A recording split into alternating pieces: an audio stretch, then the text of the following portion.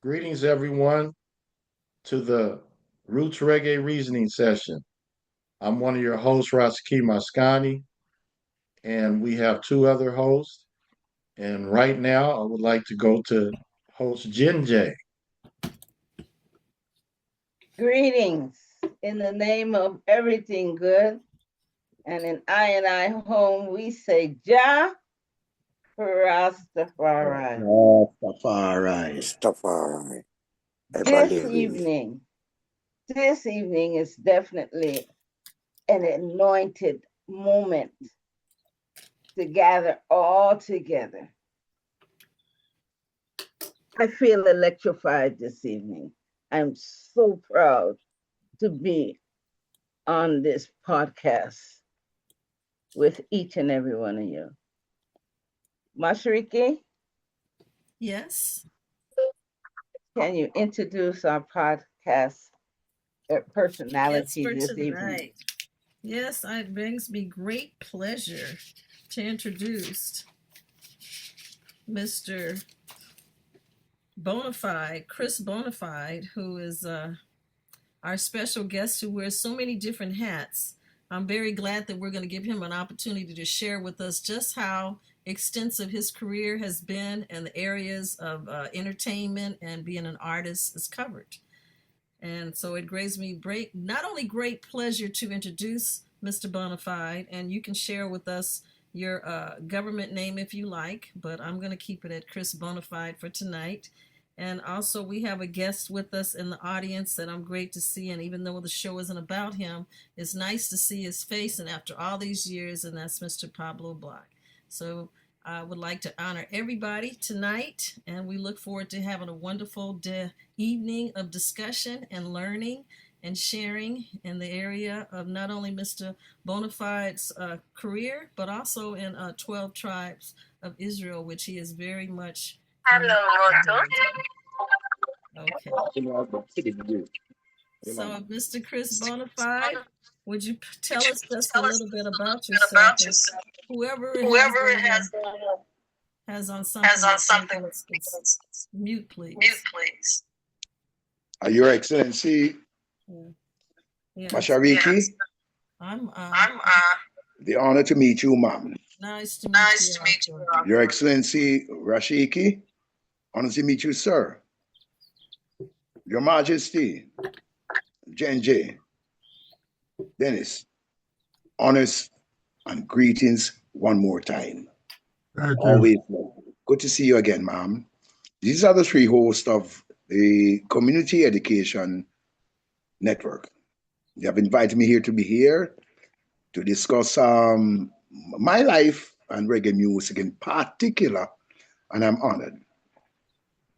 Greetings in the divine name of our Lord and Savior, and I'm going to speak language. Meshika Tiawe was this statement revealing the personality of His Imperial Majesty Emperor Haile Selassie I, the 225th descendant of King David, through the loins of King Solomon of Ethiopia, and Her Imperial Majesty through King Solomon of Israel, and Her Imperial Majesty Queen Makeda of Ethiopia. Greetings also to the Orthodox faith, which is not a function of rites and rites, but a function of the heart, only acquired through the mystical incorporation or unity in one because of the Holy Spirit. In plain words, to be born again. I greet you also on behalf of the Ethiopian World Federation, which was founded in 1937 by His Imperial Majesty Emperor Haile Selassie I, the 225th descendant of King David, again through the line of King Solomon and Her Imperial Majesty Queen Makeda. I greet you also through the royal lineage of the Royal Crown, the Crown Council, and His Imperial Highness Ernest, and His Imperial Highness Crown Prince Amla Selassie, Haile Selassie, Prince Ariako. I might have put those words in order, but we are greeting you on behalf of the Ethiopian Empire, as that's the cradle of civilization. I greet you also on behalf of the 12 tribes of Israel, and I will say this on camera. Founded in 1937 not 1968. Founded in 1937, that same Ethiopian World Federation organization. We are the 12 tribes of Israel. We're the sons of Israel right now and the daughters of Israel gathering according to His Majesty Constitution. We, the black people of the world, to preserve not ourselves from annihilation, but of our fellow men in the international human community as well. I greet you from the tribe of Reuben. I take this moment to thank Sister Mashariki, I always try to pronounce her name right, Rashaki, and Sister Jenje Dennis for having me here on this show, on this broadcast, on this live telly to explain not necessarily who I am, but who Mashiki is, Rashiki is, the guest star, and myself including. Because we are all for one for all. And in operating in this manner, we have no failure. Once more, I thank you again, Sister Mashariki, I'm probably pronouncing your name, Rashiki, and Sister Jenje Dennis. Yes, ma'am. Thank you for having me here. And I'd like to elaborate to our guests, if there be any, which there are many, listening to this across the globe. Sister Jenje, I've worked in this reggae music, as Sister Mashariki, in this reggae music for decades. And that's why they keep on working to have us here and have others here on this platform, not just to explain about reggae music alone, but explain about we, the black people of the world, and our welfare regarding taking care of all man. Again, my name, Neville Glendon Christopher Foster. I'm the artist Chris Bonafide, and I'm thanking the hosts for having me being here. Thank you again. Thank you so much. And as we get started, I would like for you to share with us just a little bit about yourself and how you got started in music, and more precisely reggae music. I'm sure it was not you weren't like an overnight success. I'm sure there was some various lessons and experiences that got you to where you are now. And I always like for everyone to share that so that people will realize it just doesn't happen. It could be in you already, but something takes place to bring it out, whether it be going to school or environment or what have you. So what touched you, brother? Sister Mashariki, it was from the family actually, you know. The family is 6 boys and 1 girl. My sister is the eldest. I'm the baby in the family. But my mother and father were always influenced with musics from ancients. My dad born 1926, my mom 1932. Those influence of those musics has brought us to who we are today. All of us as brothers, we try to imitate the Jackson 5, the Osman brothers, the Brownie brothers too in Jamaica. Yeah, we always try to entertain whoever is by the house. However, I like singing, I like instruments. And by the time I reached high school, neither instruments or singing came into play. It was dancing. There was a dance group, and many people at the time think that boys shouldn't dance in dance group. But we were here supporting our culture, our country. We did it. We came together by our dance teacher from the school and became second in the island in 1974, where music is concerned. So we practiced and we came second. So that was a major impact. Working for the Jamaica, what's it called again? The Pantomime Arts, the Pantomime School of the Jamaica Pantomime School of Arts Dance Contest, where all the high schools can come together if they have a dance class and compete. And we did the folklore of Jamaica that time in 1974, and we ended up coming second in the island. Where music is concerned, that was my first impact. Sorry a second. Sorry, Bonafide. We have a lot of guests on this evening, and seems that somebody is not muted. because I'm hearing something in the background. Is anybody else was hearing that? Yeah. That's me, ma'am. That's me, ma'am. That's the meditated music. I apologize. Yeah, well, it's affecting the frequency or something. There we go. I apologize, ma'am. That was not deliberate. No worries. Give thanks. Yes, ma'am. So as you were saying, dance contest that you all won and it made such a major impact in your life. Where did you go from there? Oh, as I said, I mean, in the family, we're always into entertainment. No matter who come by the house, the parents have these, and we were not just brought up from Vineyard Town as a ghetto where I'm from. We have time to the aristocratic or the middle class category of the family of the life in Jamaica. My dad was a military personnel. I'm a former cadet and so forth, and I can elaborate on. However, the music, yeah, in Jamaica, every music play in Jamaica. That's one of the beautiful thing about our country. Whether it's Japanese, Chinese, whatever, everything plays in Jamaica. Especially the number one music, calypso, whatever. So we were not limited to the exposure of music in particular for my whole soul. However, when I reached high school, we had all these opportunities to participate in different committees, units or so forth in the school. Dance class came up and they're asking men to dance. And we were not prejudiced against that.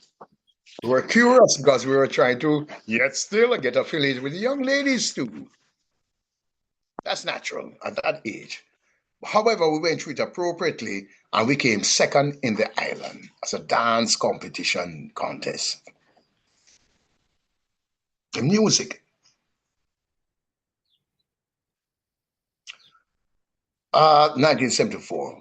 Between the time of 1974 to 1978, I've still been in music because we're training people from our school to join the cadet unit to play for the drum corps. We're creating the drum corps right after that. So by 1979, we created the drum corps. I was the first bugler, and the person that taught me bugler, he was the first drummer also. And we made, we created a thing called a sponsorship program where we're raising funds for create this drum corps. So what we did was Devon Panther and Akua Kamua. He and I decided to do walkathons and raise instruments for the drum corps. So by 1979, we had done that. In 1980, we had the annual inspection for the Jamaica Combined Cadet Force, which at that time was a company quartermaster sergeant and drum major also for that drum corps, the first drum corps for the high school that I was in, Meadowbrook High School. If you look on the Wikipedia, it will tell you, I don't know if it tell you about the drum corps, I don't remember that, but it tell you about the first female cadet group, which we also founded back then. But that was because of the music and the cadet on the parade square. The parade square in the school was the netball square. So the netball girls and see we parading on the parade square in uniform, military. So they like it. The boys and the girls going to come together. We were a co-ed school, Meadowbrook High School, one of the youngest school at the time in Jamaica. So these females decided to join the music and the cadet. So by 1980, we had the drum corps, a rifle drill display for the annual inspection of the Jamaica Combined Cadet Force. JC must be number one. Calabar must be number one. Woolmans must be number one. All of these top schools, old schools, must be number one all the years. We came second. We came second. So because the drum corps. Mm-hmm. Sorry, Mom. Go ahead. I'm sorry. Not only were you involved with the drum corps, but you were also like a cadet while you were in school? Yeah, from 1974 to 1980. Yes, ma'am. Did you Yes, ma'am. continue that on after school in military? No, actually, 1974 to 1980 is when I participated in the paramilitary, the Jamaica Combined Cadet Force. It was established in 1940, and 40 years later, almost to the date, Meadowbrook High School had established the first female cadet group, and by that year, I had graduated from high school. But I'm one of the founders. Yes, ma'am. Okay, very good.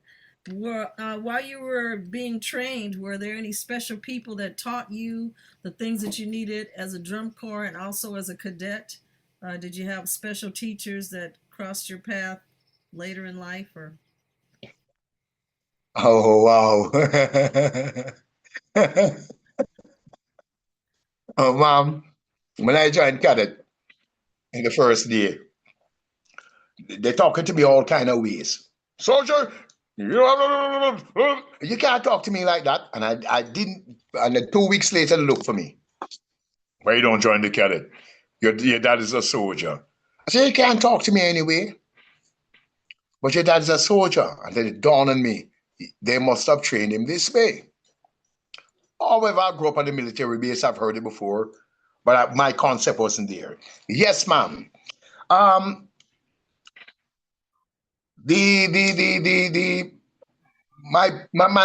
predecessors in Meadowbrook High Schools are from the various ranks. I can mention the former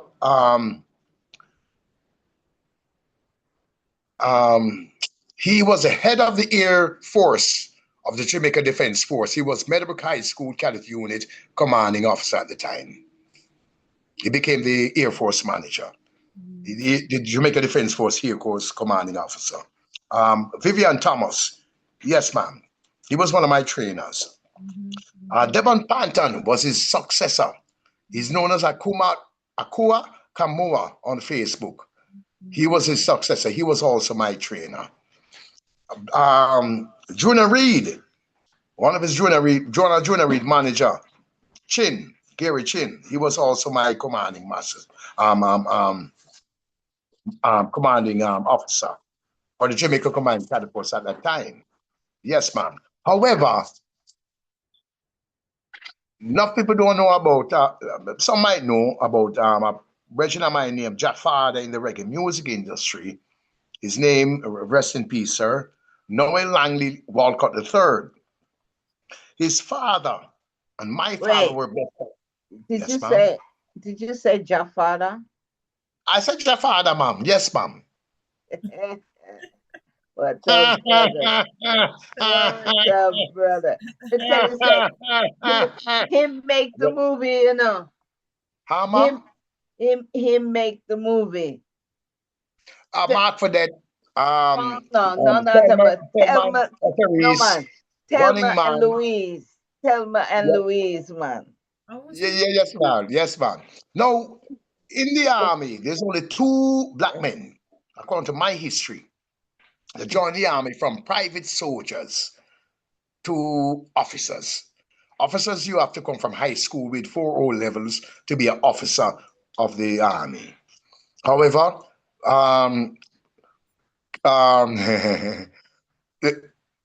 Noel Langley Walcott the second, which is Jafarda's dad, and Towell Everall Foster.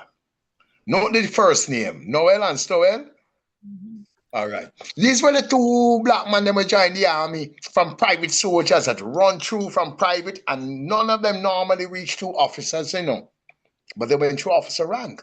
However, they were also members of the British Empire by the Royal Air Force. Oh. Then the West Indies. Yeah. Okay. Then the West Indies regiment come into play. Then the islands have got their own independence and they have their own defense force. Then they also became part of those defense force. These are 2 and many of them other ones, including my uncle, to be a part of the regiments from the British Empire to the independence of the West Indies. All right. Jafarda, dad, and my dad. Yes, ma'am. Rastafari, Jafarda. Long live. There are many other officers in the army who had children in the Rastafarian movement. Yes, ma'am. Yeah. Yes, ma'am. No mas. When you Asha Visionaries from 12 tribe. Asha Visionaries from 12 tribe, Mr. Gale, his dad was also in the army.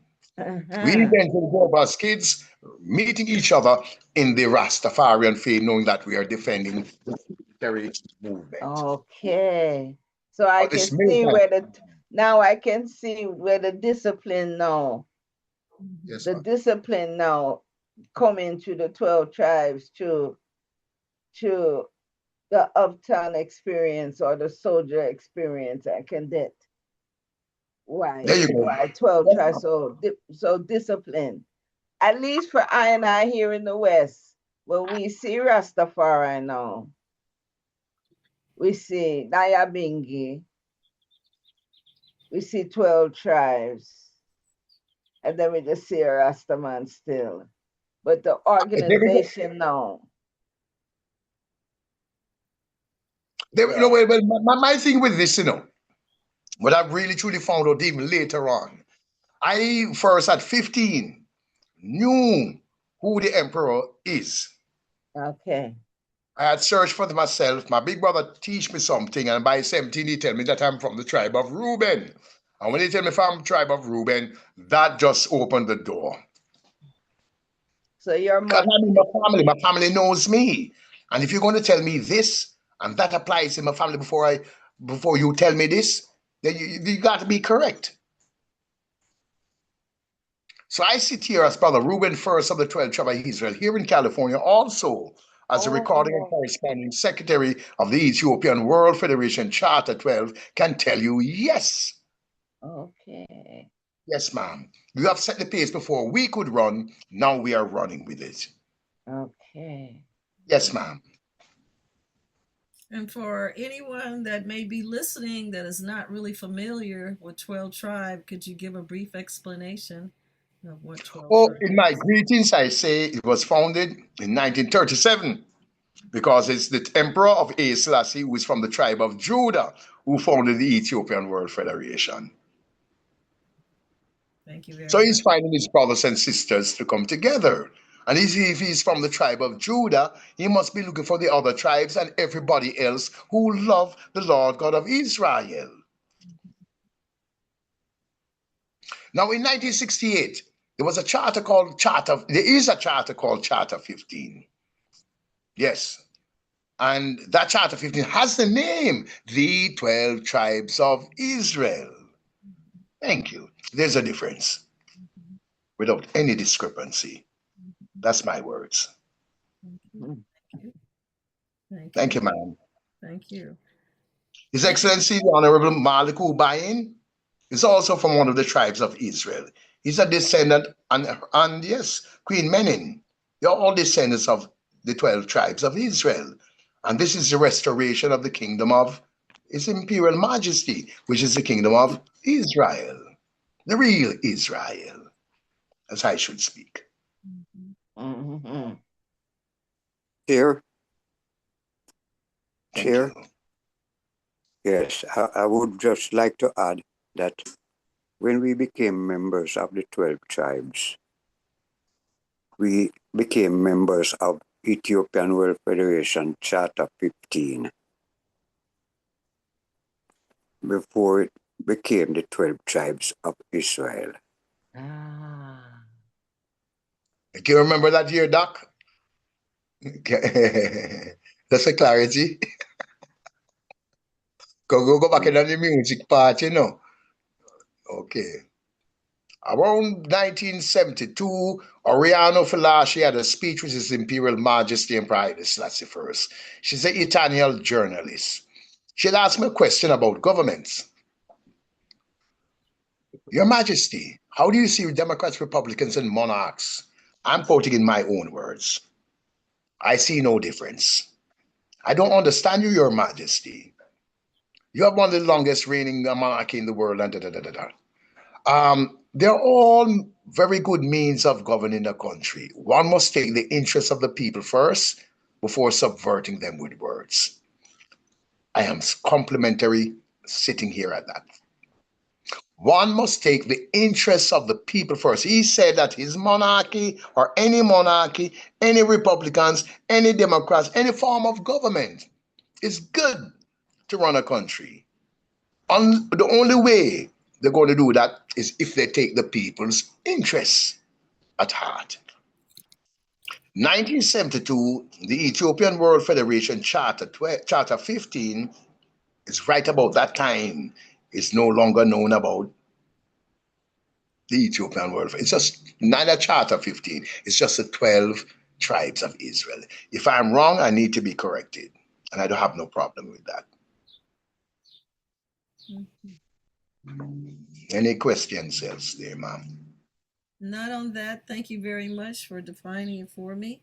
In 1980, when you were done with the school, did you start to play any instruments, or how did you graduate to the next level of your musical experience? On the contrary, we started the drum corps, and how the drum corps started was Devon Panton, Akua Kamua, who is on Facebook, my good brother.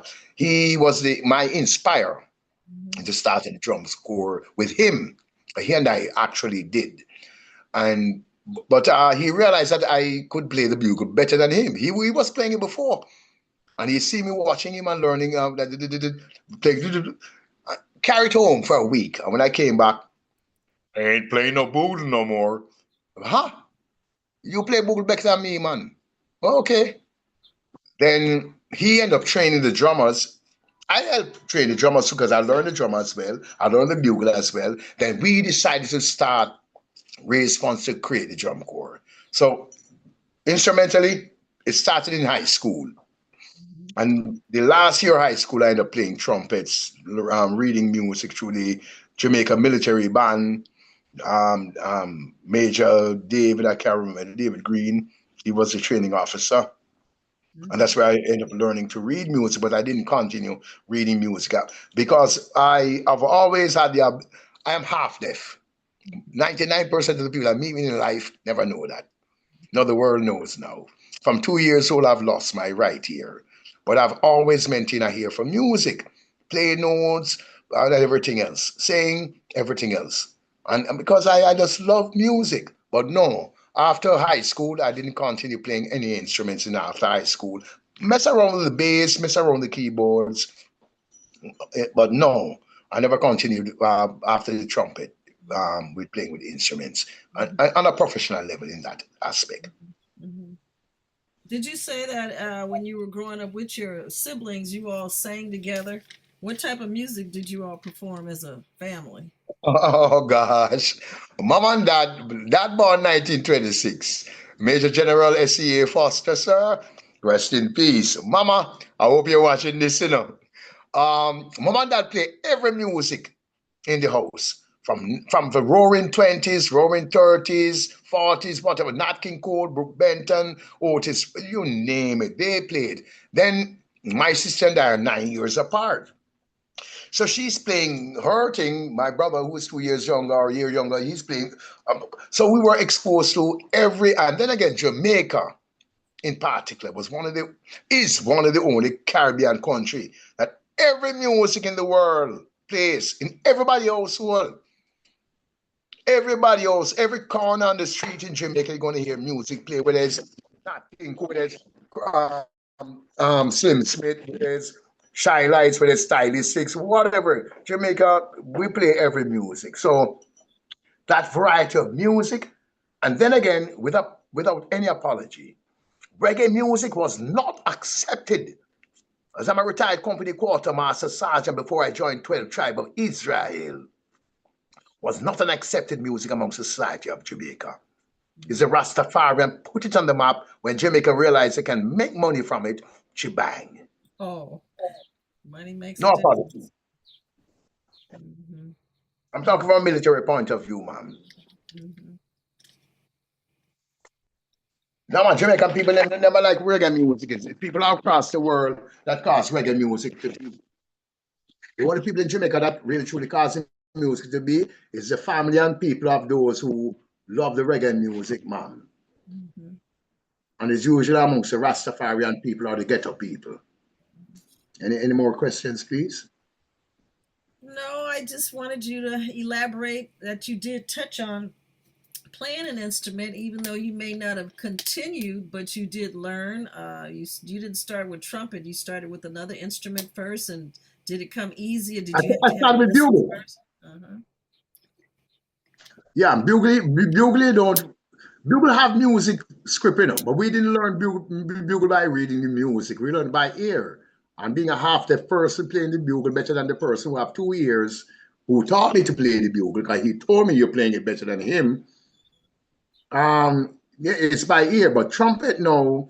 When I went to the military band, Jamaica Defense Force military band, you had to read the notes then. So we'll play the Christmas carols and other songs and read what the ABC, ADs, everything else is at that time. That was 1980, ma'am. Yes, ma'am. So at that time, you got an opportunity to be a little bit more enhanced, not just the rhythm, but now the notes and the harmonies. Yes, ma'am. Yes, ma'am. Yes, ma'am. Thank you. And then from there, did you just go from playing or not playing straight into being an MC, or how did you graduate to MCing shows? Did you perform and MC at the same time, or one started before the other and it kind of just evolved? Okay. The dance contest in 1974, we get familiar with, we get famous around the city because we get number 2 in the island. So we collaborate with other high schools to raise funds for them in their variety concerts and things like that. So my first actual performance was actually 1975 with Blood Fire Posse.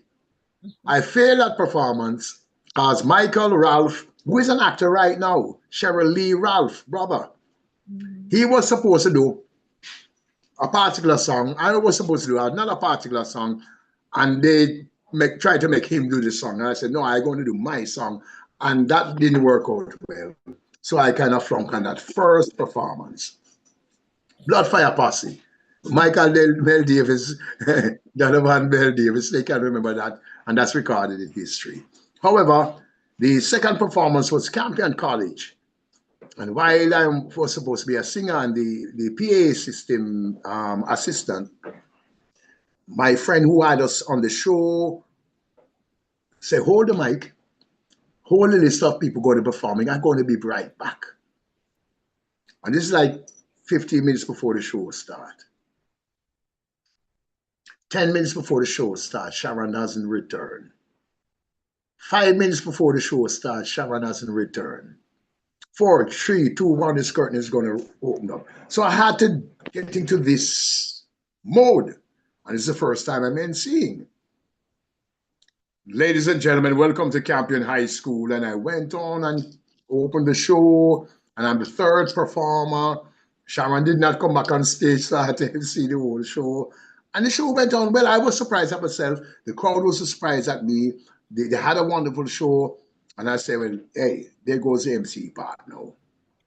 Because I came as a singer and a PA, a personnel to work on the sound system for them at that time.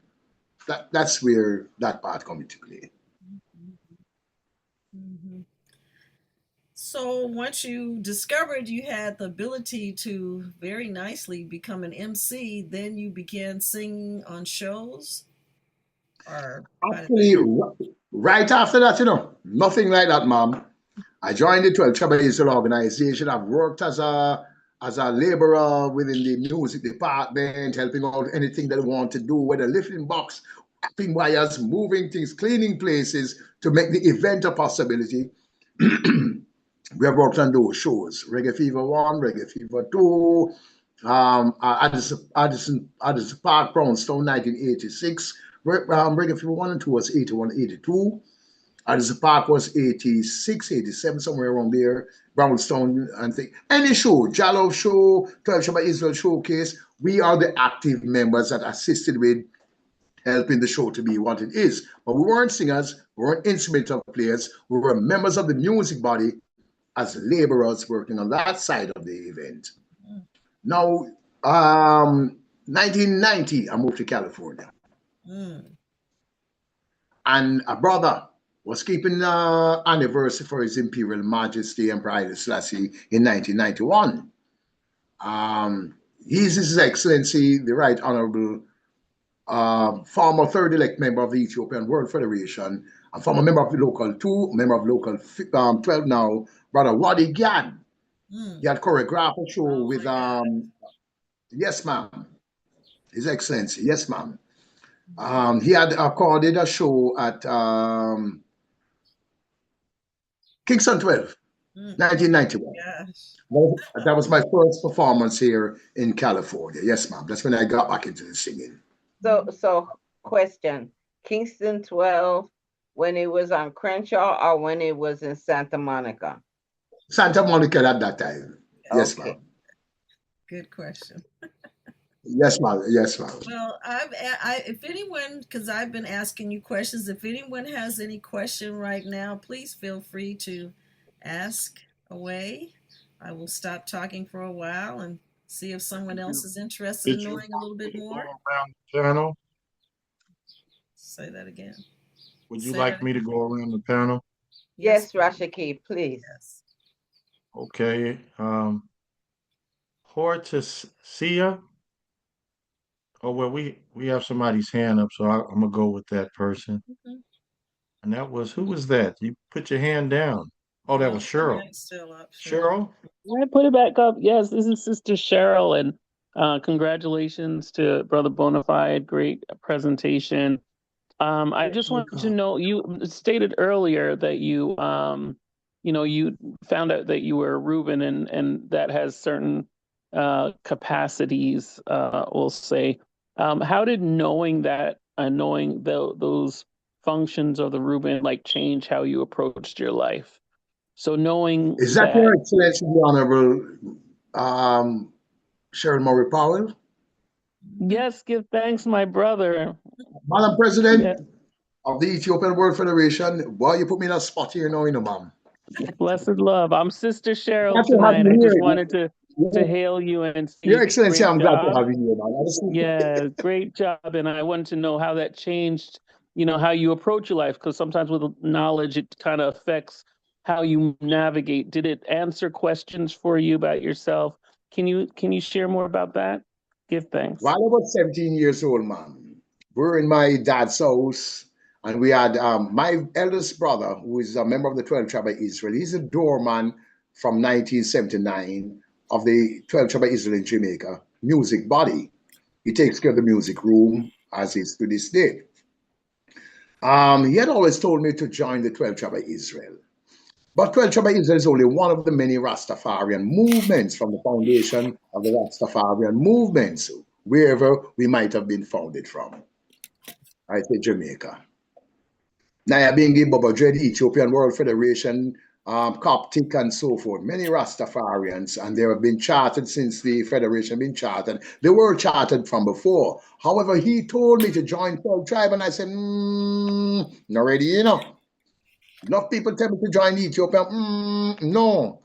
One day while we in my brother's room, it was my eldest brother, my brother that I'm 1 year younger, two other neighbors, Mark Tenyok, Andrew Tenyok, and we in the room talking about 12 Tribe of Israel. So my brother is identifying the months that we are born with the tribe and its synchronization. So by the time he pointed out to me, he says, "You are from the tribe of Reuben." I said, "What Reuben mean?" He said, "Eyesight. If you're looking on the camera right now, you can see who I am. Look at how my eyes are right now." Thank you. Thank you. From the day I born till now, everybody complain about the color of my eyes. From the day I born, and when he said it, I said, "Dan," I start to cry. "Dan, Junior. I wish Dan. His name is Junior, because he's my dad's firstborn. "Junior, and I must be Reuben, man. I must be Reuben. Oh, what were you talking about? Then from the day I born, everybody coming to the house and saying that, look at his eyes, look at his eyes, look at his eyes. I'm 17 years old now hearing this thing. I definitely must be from the tribe of Reuben. I got to be Reuben. From that day till now, there's no question who I am. Of the 12 tribe of Israel.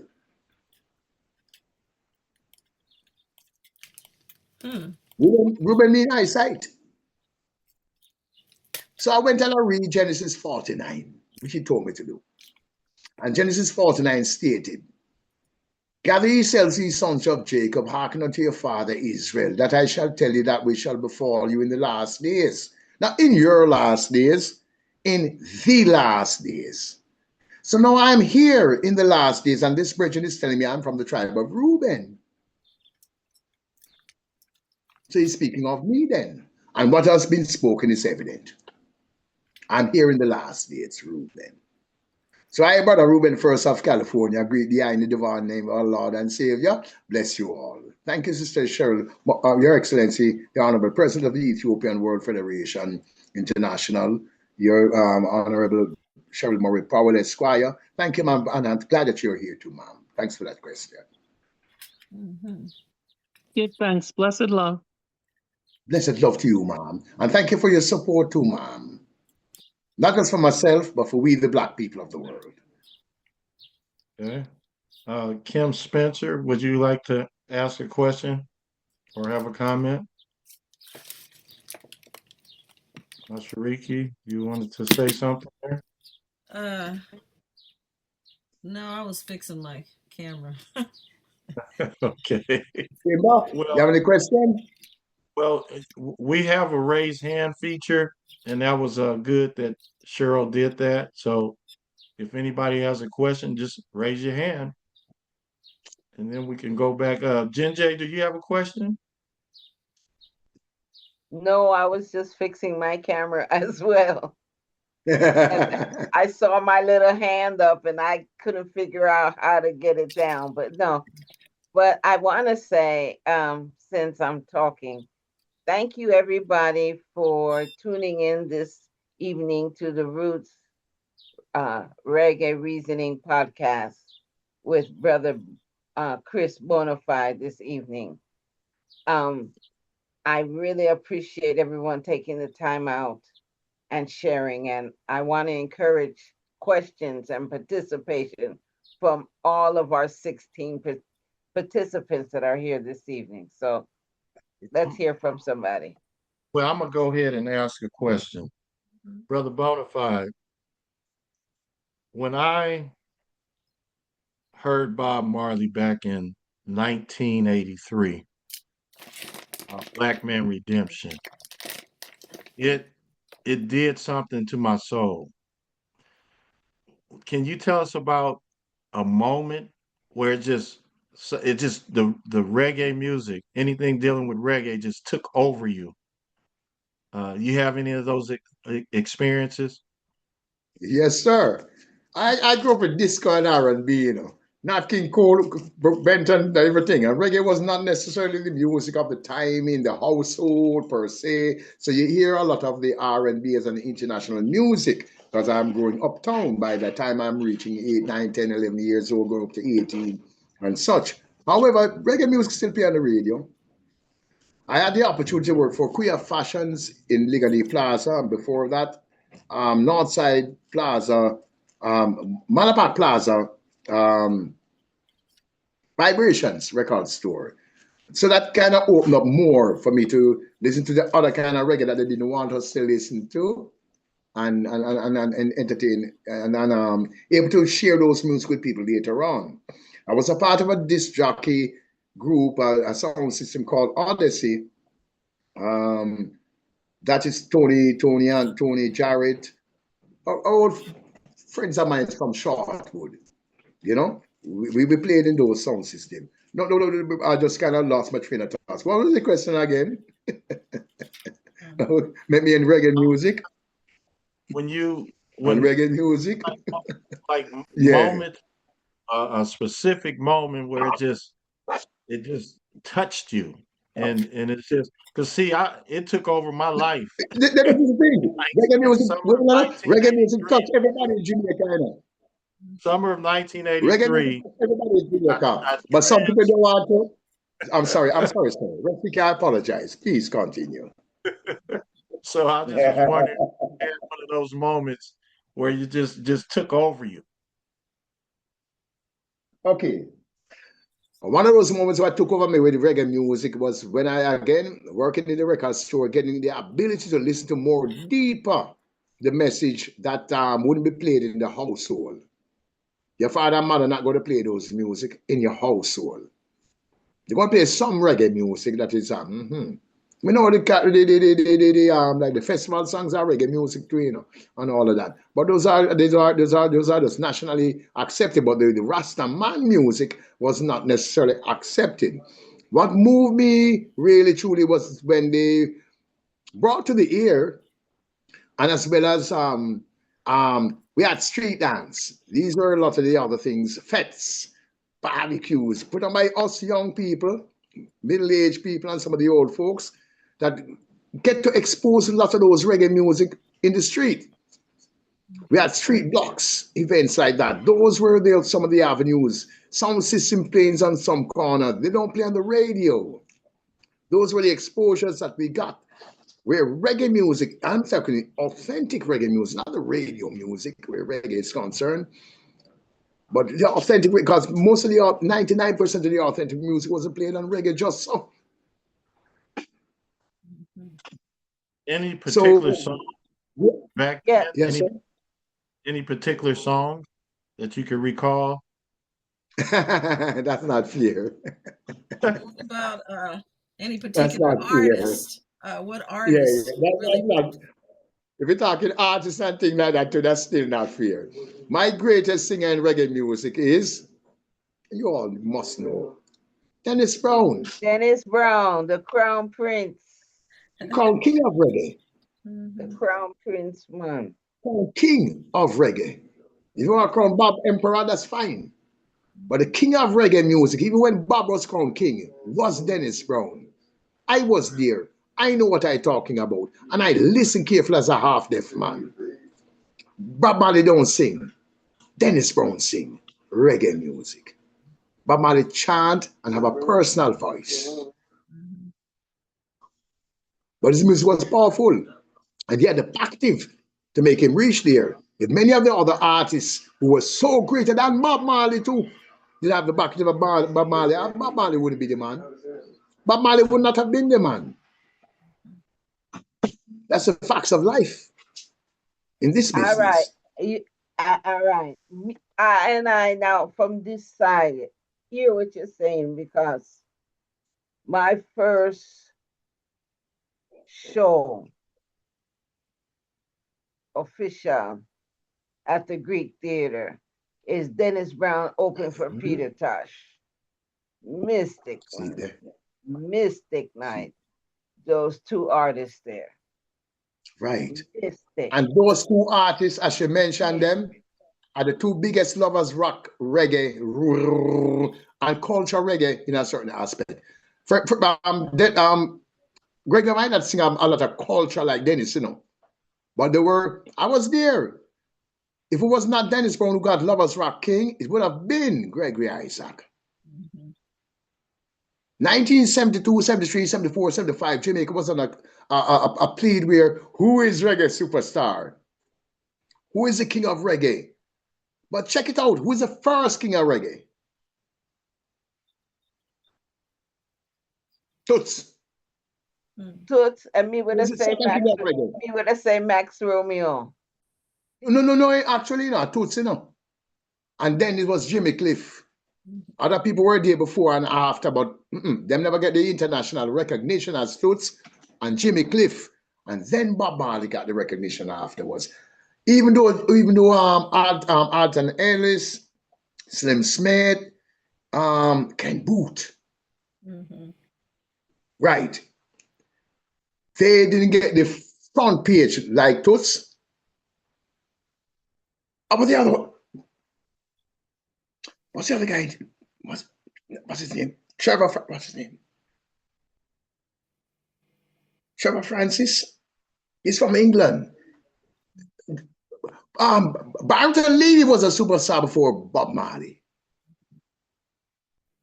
in England. Is Pablo Black here? I need some confirmation. Yeah. You know, when the market was good, who is on the market? See, he's on tour doing anything. Yeah. Well, Dennis was a star from in my youth. Dennis star from, by memory, 12 years old. 12 years old. No man is an island. No. Yes. No man stands alone. So, yeah. You know, he's in a category of his own. But we are talking about reggae music in the sense of his spiritual form that touched the world. Yeah. Right. That's right. There we go. So we have these artists before from what do you call the guy from Rockford used to play the Congo drums and all those things. Seeing down to where we are now from Count Ozzy. Thank you, Sir Doc. Right. However, Ras Michael was the first man on TV. Yes, Ras Michael had the first radio program and rent the studio and keep him on show. Right. I'll be right. None of Jaja children no cry. Well, Dennis really take over from you have Delroy Wilson. You have the Paragons. You have the Melodians. Because actually, you know, this song named The Tide is High is one of the first international songs that foreign groups start. Because in Jamaica, as Brother Bonafide said, in Jamaica, all of the African American artists, them come and make them name. From Drifters, Benny King, Clyde McPatter, and them people there. It's Jamaica, them come and get big. When them leave Jamaica, them name Mac. And Dennis, as he said, Dennis Brown is Bob Marley's favorite singer. That's Sorry, right. I took that separate. That's right. Yes, then Bob Marley said Dennis Brown is his favorite singer. And the two of them born February. The two of them are two Joseph. But Doc, check this out. Check this out, Doc. Bonnie Ruggs and Bob Marley born the same year and day, you know. Yes. Now, I am looking at serendipity and where reggae music is concerned. And the sister asked me a question, so I had to really truly put it back to the answer. What really truly kind of touched me with the reggae music? Yes, it was GIS with Ras Michael. Living in my father's house, watching Sunday TV at 6:30, and GIS have Ras Michael showcase going on. That is when we, the uptown people, got exposure more and more to that type of thing because at that time, I'm not into politics. At the time, the government had the interest in its people where the cultures are concerned, because you have the Maroon culture, you have the Rastafarian culture, you have the British Empire Jamaican culture, you have the Chinese culture, the Indian culture, all these different cultures in Jamaica.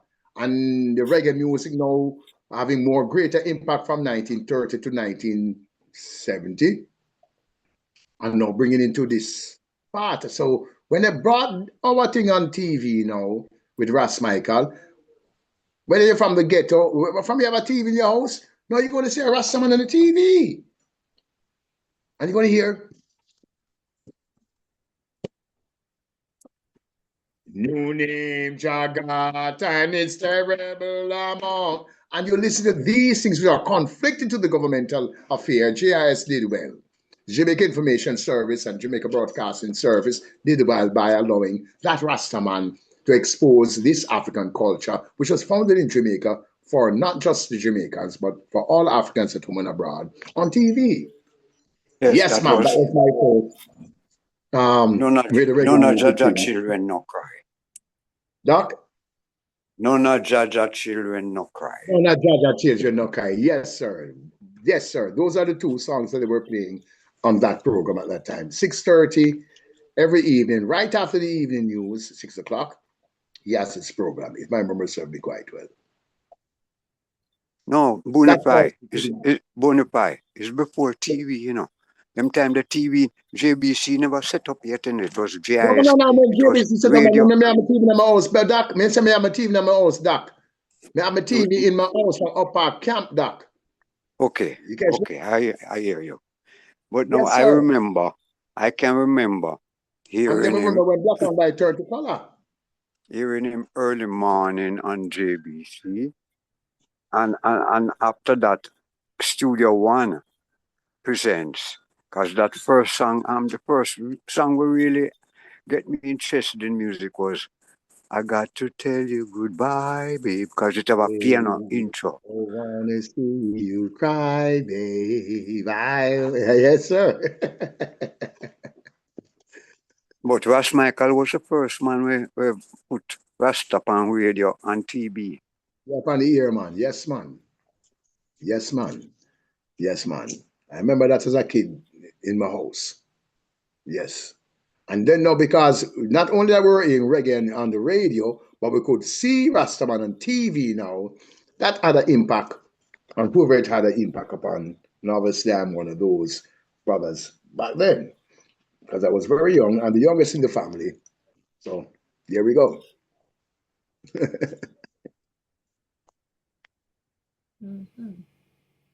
Anybody else? That's what caused me to. Let me rephrase that. It's a heartbeat. If you don't have that beat of the heart in that synchronicity, you can't get the message of our the sound where we are coming from. Many people in this world don't get it. So God knows what He's doing. Put it that way. But that was the exposure.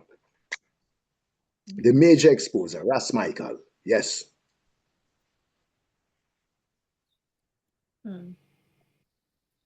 Abyssinians. Those were influenced upon as well because they were playing on the radio, Melodians, the Gladiators, the Congos. Yes, they were playing on the radio too. Certain of their songs were played on the radio, but it wasn't at the time. It wasn't as if it had been, as we are 50 years later, been absorbed into the consciousness of a lot of people across the globe. In the island, that wasn't the case. There's certain people at that time, even to be a Rastafarian, you can't do this. Police is going to lock you up and you're not going to see your mom and your dad again. For what? Nothing. Just because you have your hair on your head. You don't have to have a joint or a spliff or a cigar just because you grow your hair. That was the Rastaman music, culture, everything. If you look like him, you are going to jail. And you might just not come out. That's my era. Here's a fashion. I can't distinguish my people of locks from people who are just dreadlocks until they open their mouth.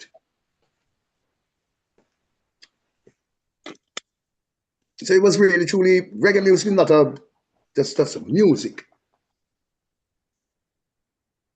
You know, it's a music of a people of struggle. It's a music people of culture who are talking about the struggle. Yes, sir. Yes, sir. Did you ever get a chance to, when did you get a chance to see Burning Spear? And how was that? Pablo, you and I were there.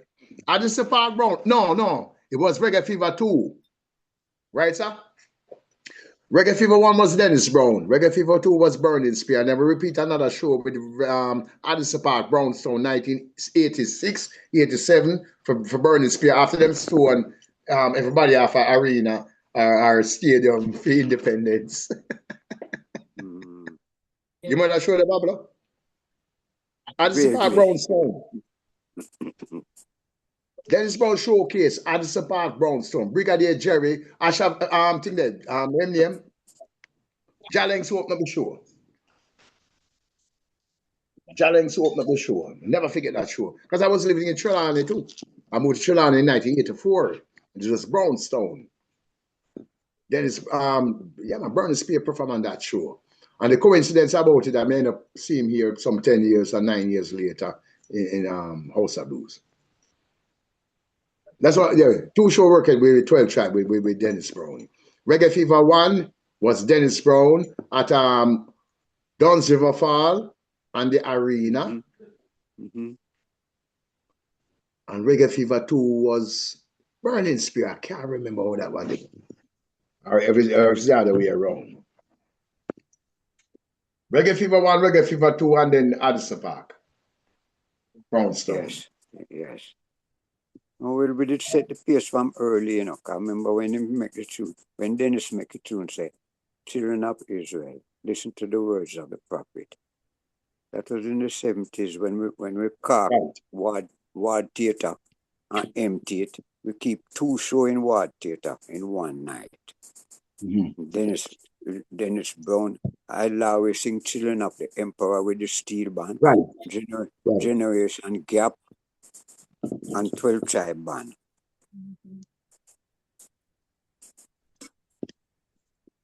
Right.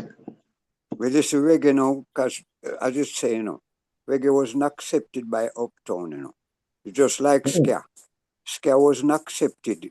It's when them realize Bournemouth Club and the Downtown Club, them ram with scatterlights. That Byron Lee and them take it up. Right. The Uptown, Byron Lee, Mighty Vikings, Kitchen and the Souvenirs.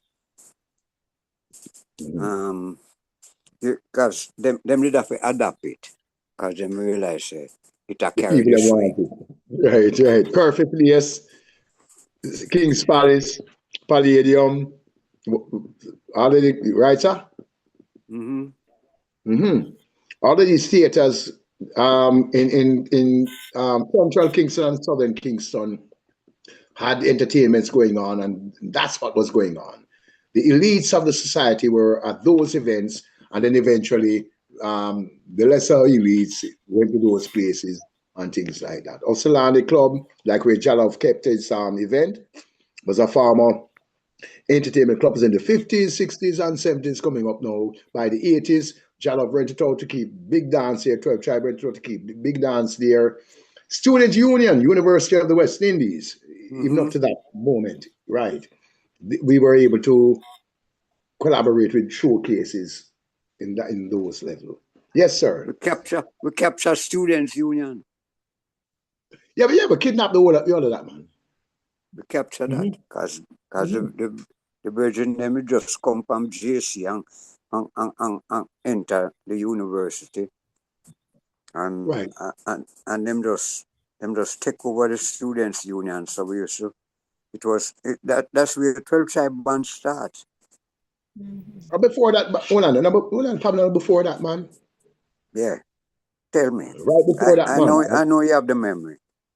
Yeah, right before that, man, for sure, man. See, because when we joined 12 Tribe band start already, and we're talking about Judas Kendall Tafari, His Excellency Ronald Merrill's, William Merrill's, Asha Visionaries, Leroy Drummond. Those 3 members I remember distinctively. And the reason why I remember them, because of my personal relationship with them. But because of His Excellency here, Pablo, Mr. Paul Dixon, he's a member of the Ethiopian World Federation. He's the chair of the he's chair of the music unit of the Federation here, and he's a longtime member of the Studio One, Coxon Studio. Wow. Right. He's former keyboard for Studio One. And from the tribe of Dan, with him, brother, I'm trying to remember his name, but we call him Bagger. What's Bagger name again, my brother? Earl George Walker. Earl George Walker. Earl Walker, yes, exactly. The great spec. Exactly, His Excellency. Yes, ma'am. Yes, ma'am. These are the foundation backbone, including Rest in Peace. Isacha. Dalton Brownie. Who is that? Judas Kendall, Studio One. Pablo Black, Mr. Dixon here. Mr. Walker, Mr. Drummond, Mr. Merrills, all 412 Tribe of Israel studio members. That's how the Rastafarian movement and music have impacted the Jamaican society. Back to you, Pablo, back to the chair. Yes, well, it's so funny, that Jallo come and we used to work with Yabiyu, Mm-hmm. and Yabiyu now have this song named Tell Them About Jallo. Tell them about Jallo. All of them rhythm, I had the pleasure of working with Burning Spear on, among others, Foggy Road, Right. and Swelleded. Lucky thing I'll never get swelled. Yes.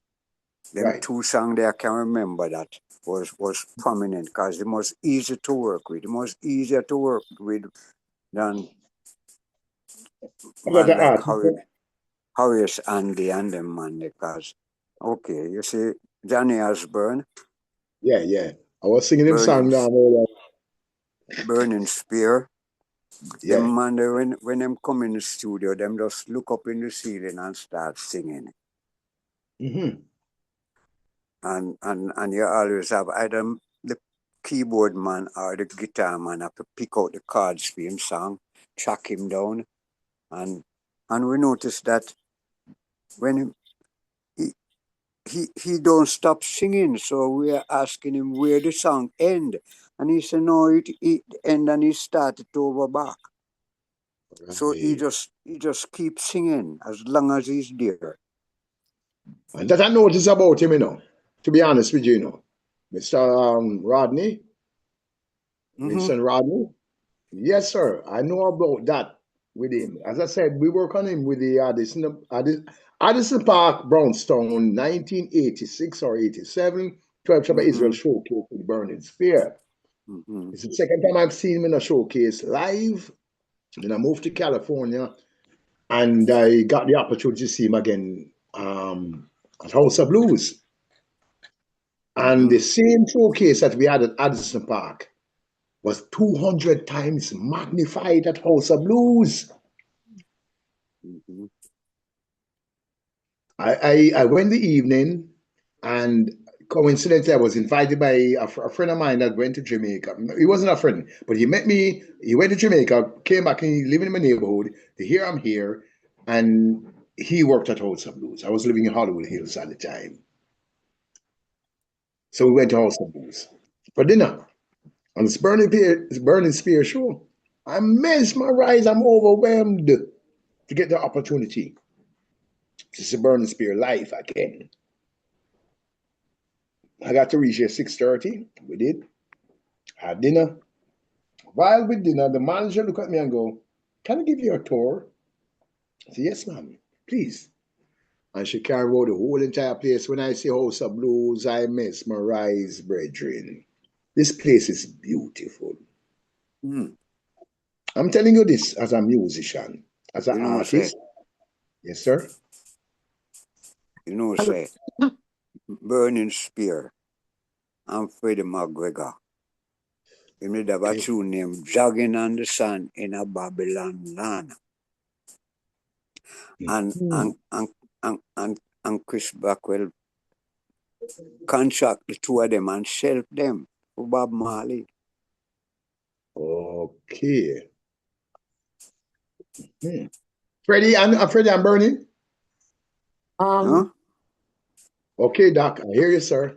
One more time, we have here with us Studio One former member of the Studio One, Coxon Dodd, #1 studio in Jamaica. The #1 studio as a female studio in Jamaica is known as Sonia Pottinger. Am I right, sir?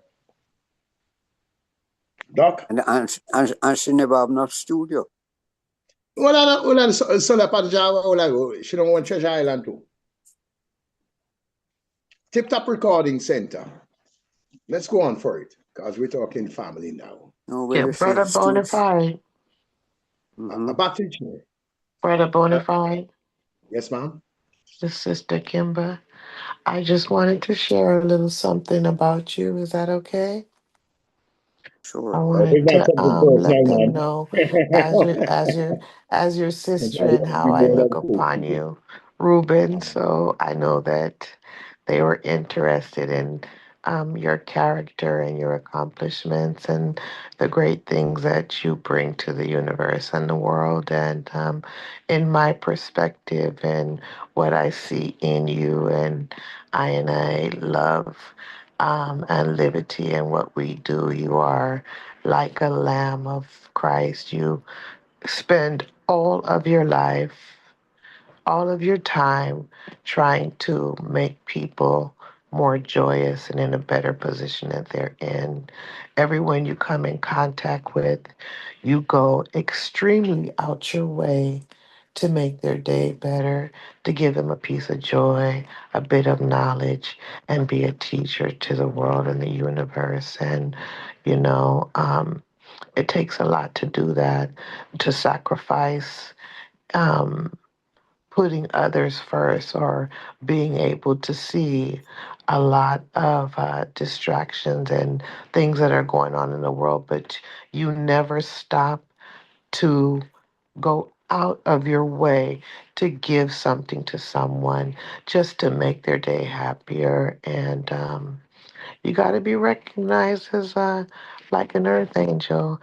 And they also need to know your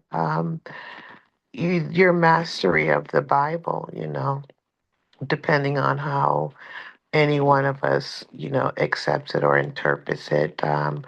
You have a level of it beyond what the average person has, and you do stand up and defend that.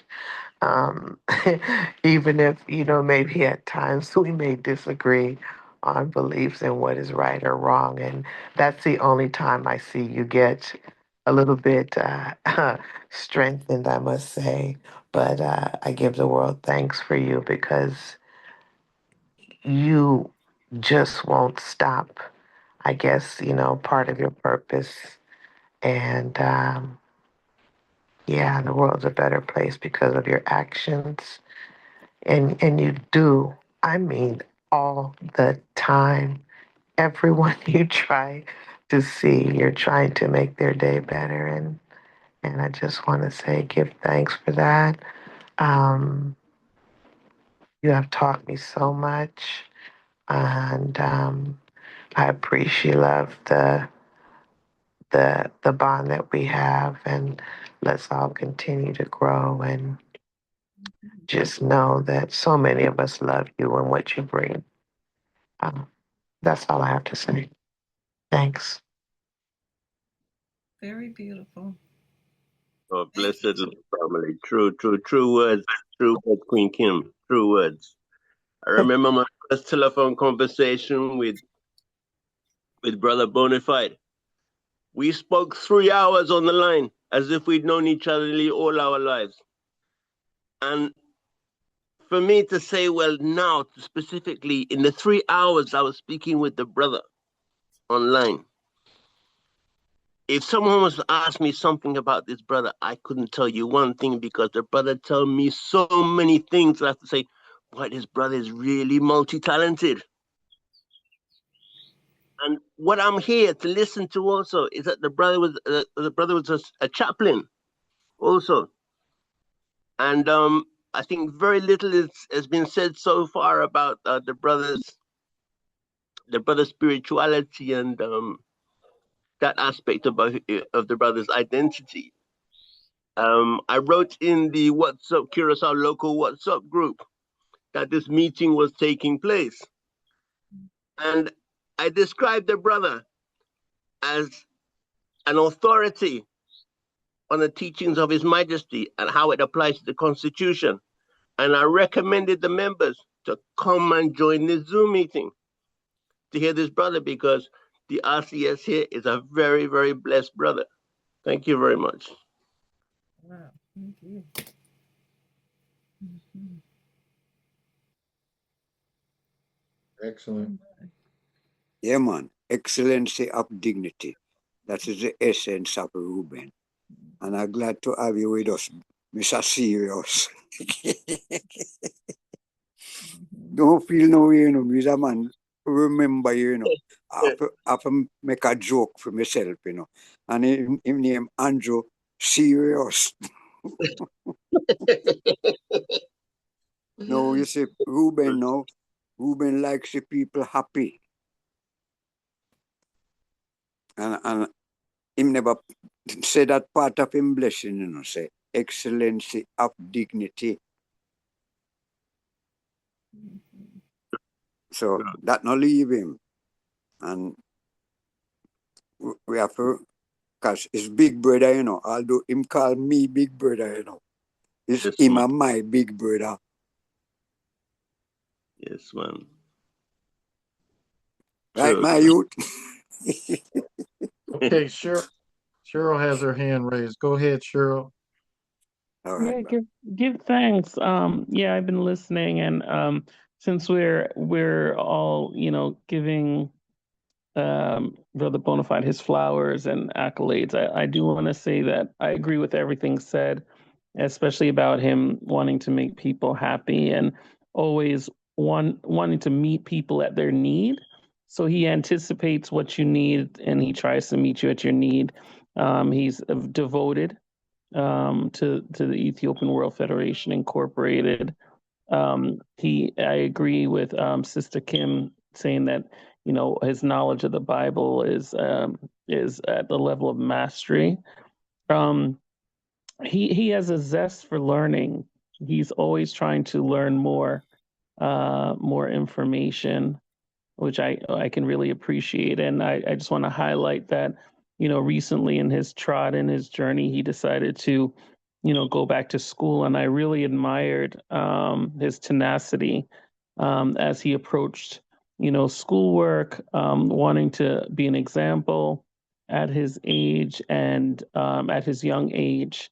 And just knowing that there's more on the other side of this knowledge. So he was very vigilant about, no, I have to do my homework. I have school from this time to this time. Other than that, you have my attention. But during this time to this time, I'm focused on my schoolwork. And I was very glad to see that he prioritized himself during that time so that he can achieve what he wanted to achieve because he's so selfless as he gives to others. So I just wanted to highlight those things about Brother Bonafide, a tremendous amount of love for him and admiration.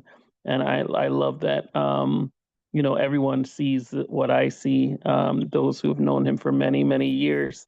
I've only known him for a few years, but I really admire that resilience and tenacity, zest for learning, and commitment to his people. Give thanks. Give thanks. Mm-hmm. Excellent testimonies. Excellent.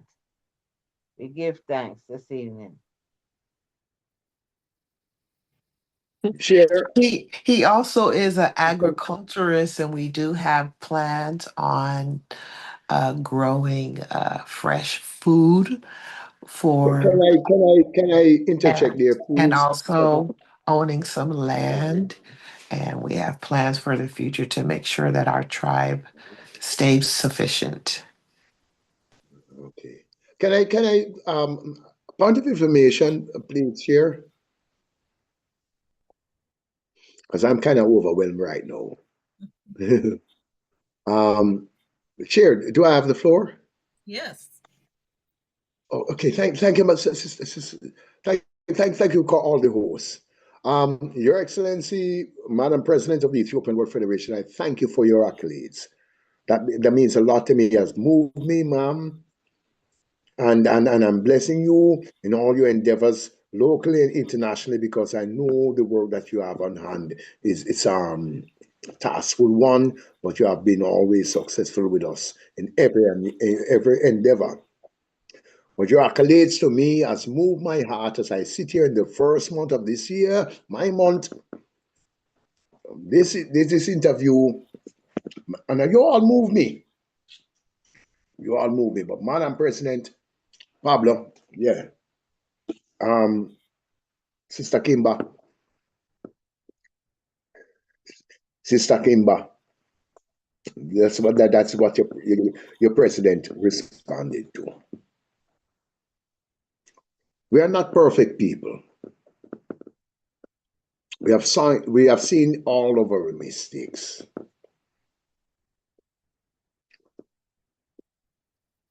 And I never find anybody else in this world that can explain so easily who I am. Sister Kimba, Madam President, Your Excellency, Brother Pablo, thank you, sir. We're not perfect people. We're here to make the world perfect. So we understand our imperfection, other people's imperfection. We work side by side with each other, regardless of faith, because we're spiritual kinsmen in the bonding for taking care of ourselves first, as we, the Black people of the world, so that we can take care of the international human community. That goes spiritually, intellectually, and physically.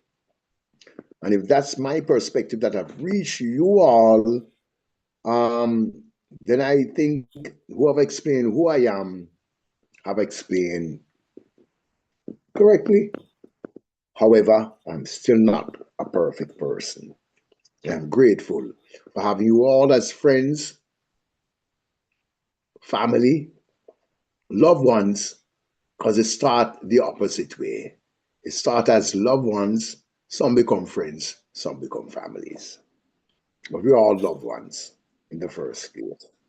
Back to the share. I'm grateful for the accolade. I'm flattered, to be honest with you. Thank you. I'm humbled. Brother Rashaki, are you there? Yes, yes, he is. Yes. Yes. Do you want to continue to ask each of our guests if they like to say anything? Well, I let everybody know to raise their hand. That way I don't have to, keep asking. Oh, We have a lot of people here, which I appreciate.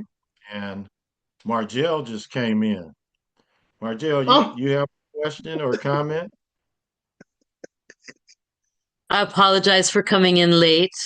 I intended to be here earlier, and I'm sorry I missed some of the things that were spoken earlier, but I just want to share that I've known Chris Bonafide for a very long time, and I have a tremendous amount of respect for him and all the work that he does in our community here.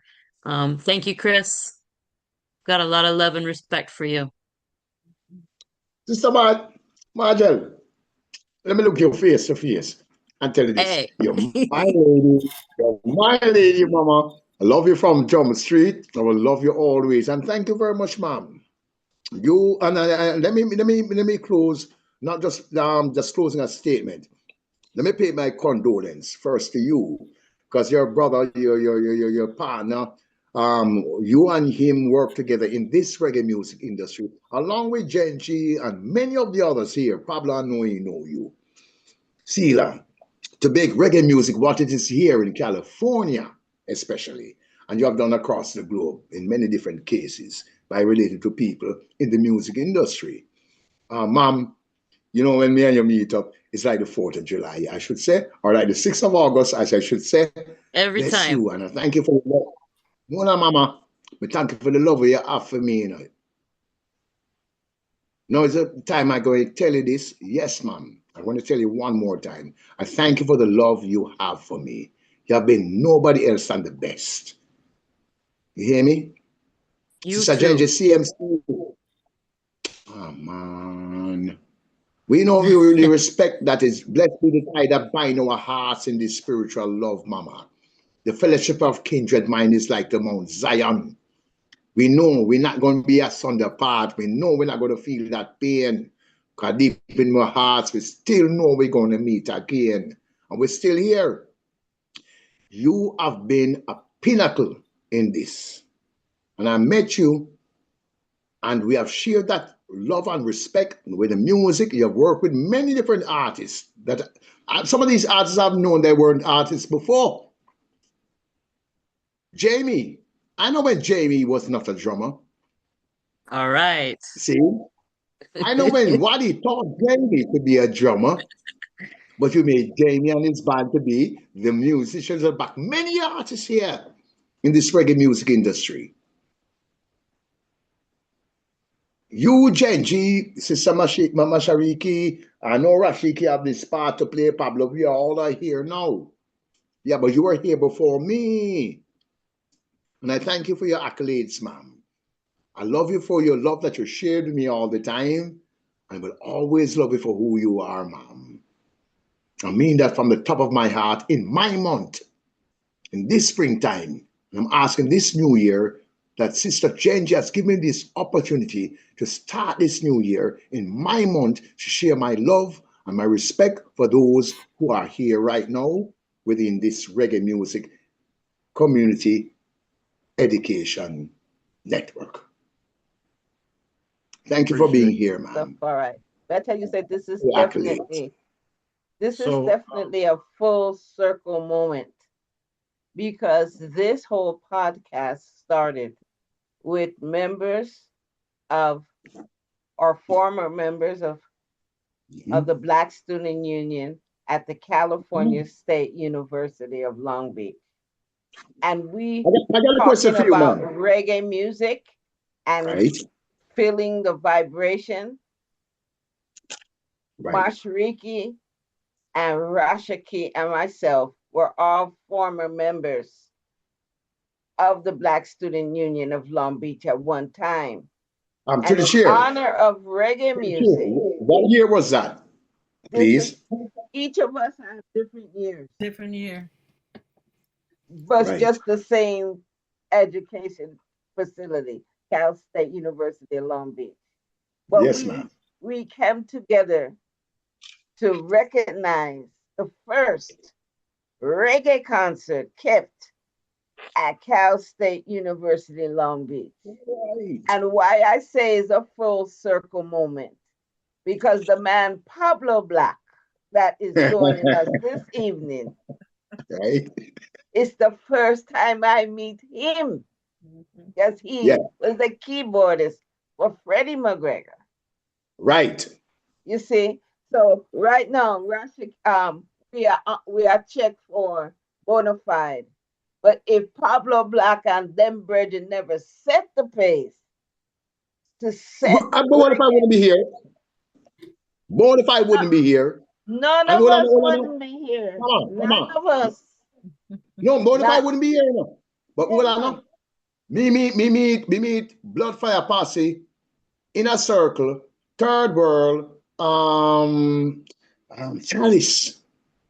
These were the main uptown band. And Pablo too was part of all of those network. I can call other people's name because we were the younger kids, but we were rallying around these group of elders. And then we meet later on after we graduated from high school, decide where we want to go. We meet later on the endeavors that life has made our path to be. Whether we knew it or knew it not, whether going to be a Rastafarian path, or I knew I was going to be in music. By 75, I knew I was going to be me, Rastaman, you know. However, meeting these other people in the industry at the age of 75, or was what? Yeah. Meeting these people who we have been neighbors, watching them working into things. Some things you can't go, some things you can go. But by the time you reach a certain age, you're linking back. It's a serendipity. It's a circle of life. And that's the cradle of civilization regarding this circle of life. And that music too, we are talking about. Mm-hmm. I said, music is the vibration. The music is the vibration. Okay. That electrified all of this. Can I step in for a minute?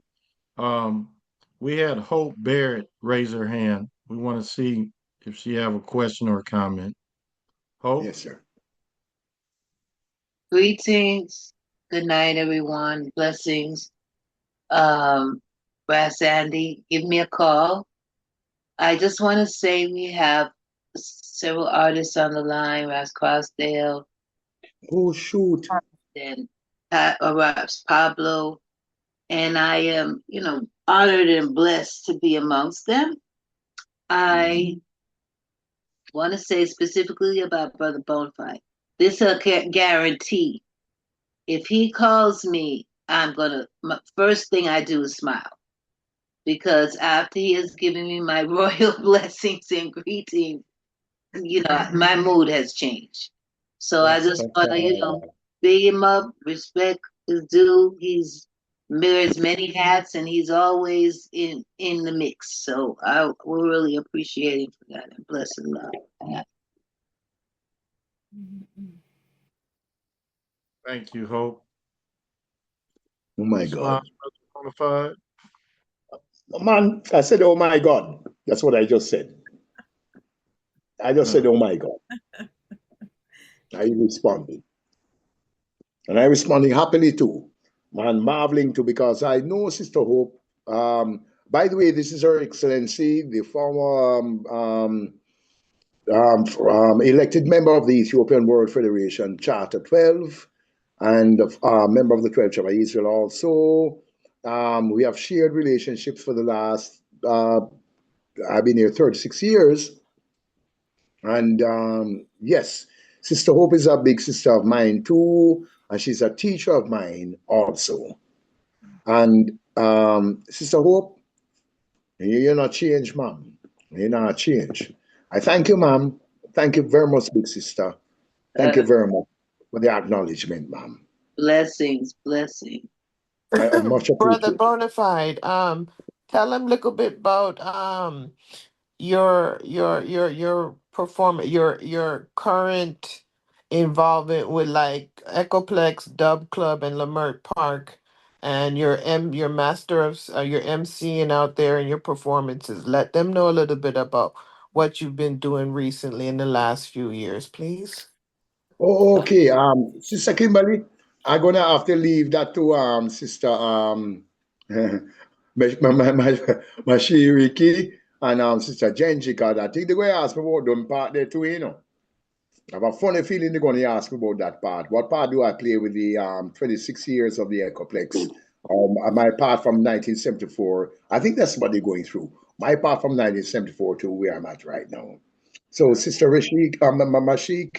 Yes. Mashariki, and Sister Jenje. Since Sister Kimber opened that door up, and that was something we hadn't discussed, please, by all means, share. Kim. Oh my God. So is this a current project, or you've been working on No, it for a while? It's a multiplication and compacting of the many questions we discussed yesterday to compact it into order. Right. And I find this very amazing. Thank you, Kim. I started off as a dancer for the high school, Meadowbrook High School in Jamaica. And most male guys don't want to dance. But we male guys want to look for the young ladies. So we went to the dance group. Even though we didn't have any personal relationship per se, we went on to the dance course. We came second in the island. However, I was a singer from before. Just love singing. Never been to the singing industry, but just love it. We end up working with the hold on there. What about the Dennis. Dub Club? What about the Dub Club and Oh, the Lamert Dub Park? Club. Okay. Let me start. Is the Dub Club you were Let's go talking to the about then? yes, the Dub Club in Okay. Lamert Park. I used to work for a club called Goldfingers. When I moved from Jamaica, I moved to California, to Hollywood Hills. My ex used to live in Hollywood Hills and thing. We had that place. I used to work for Universal Studio, Hollywood, Mother Video Film. I was certified by the City of Los Angeles for property management. Here comes Dub Club.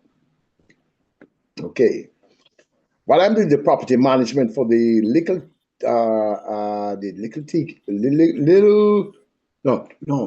Thai Community Development Center at Halifax.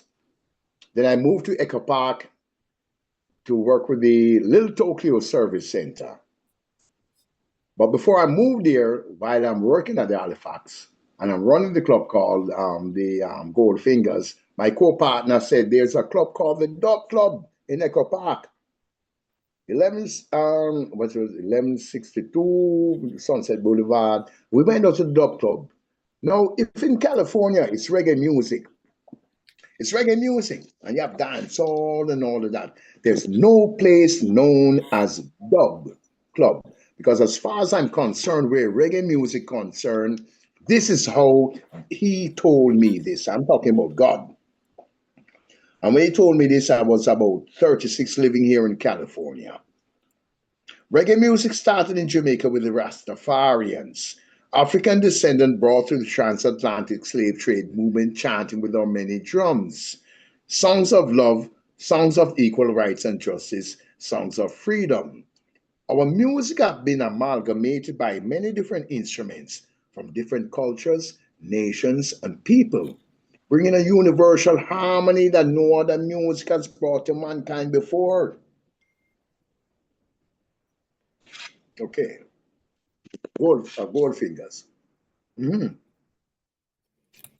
So I was working at Goldfingers. My co-partner, a partner with Goldfingers, told me about Dub Club. So we have Tuesday night at Yoka and Coenga, 1626 Yoka. And then we went to see this club called the Dub Club. Now the Dub Club had been moved from a place called, it's down the line on Sunset Boulevard, to the Echoplex upstairs. When I went there, and it's Dub Club, they are playing dub. Dub is a part of reggae music without instruments. That's called dub. It has no vocals.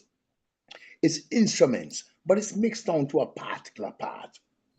That's my personal understanding. So if you're playing dub, you're not playing no lyrics, you're playing rubber dub. Instrumentals of these great music, words, music without words, but they are the conscious. So I go there, and from that day, with Dub Club, me not start go there. But when I went there, my club have all people from different cultures, but they have more white people. This club have 99% of Latinos there. I'm going to go on camera again now. 99% of Latinos there. It's Echo Park. However, I'm living in Los Angeles. But 99% of African Americans don't come there. 99% of Belizeans, Jamaicans, Caribbeans, they go there because it's reggae, dub. 99% of the supporters are Latinos. However, I had just moved to Echo Park also shortly afterwards.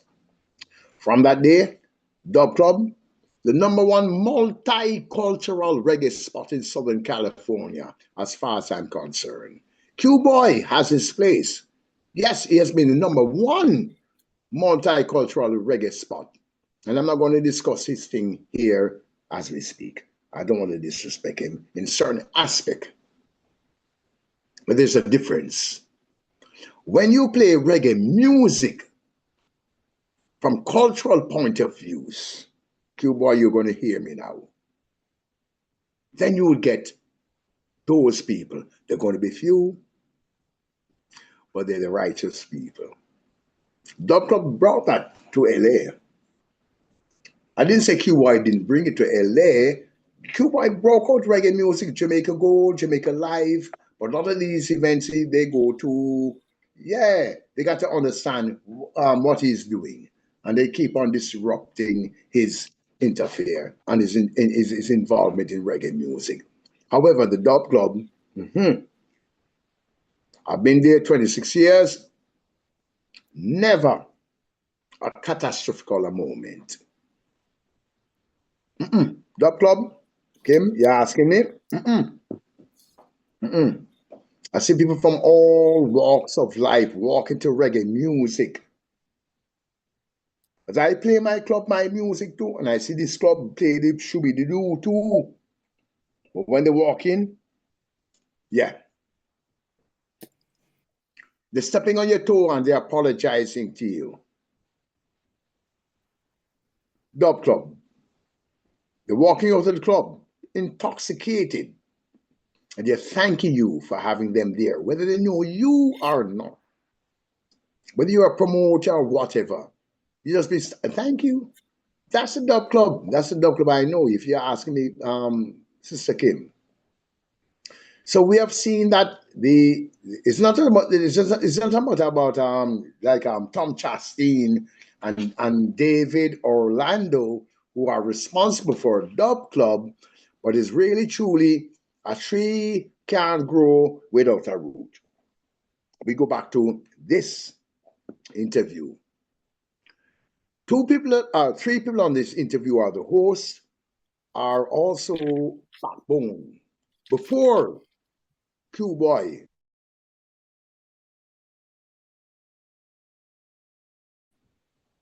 in California, and I'm on this interview with those people. Pablo Black is here too. So Kim, I got to give the credit to Tom Chastain and David and Jason for creating Dub Club to spread the reggae music thing. We have done many concerts there.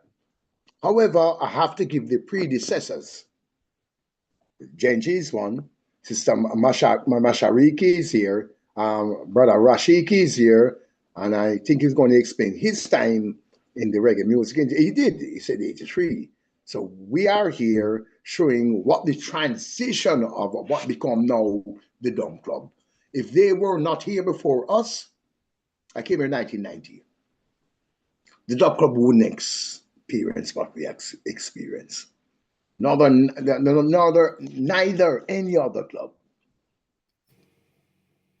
That's how it runs.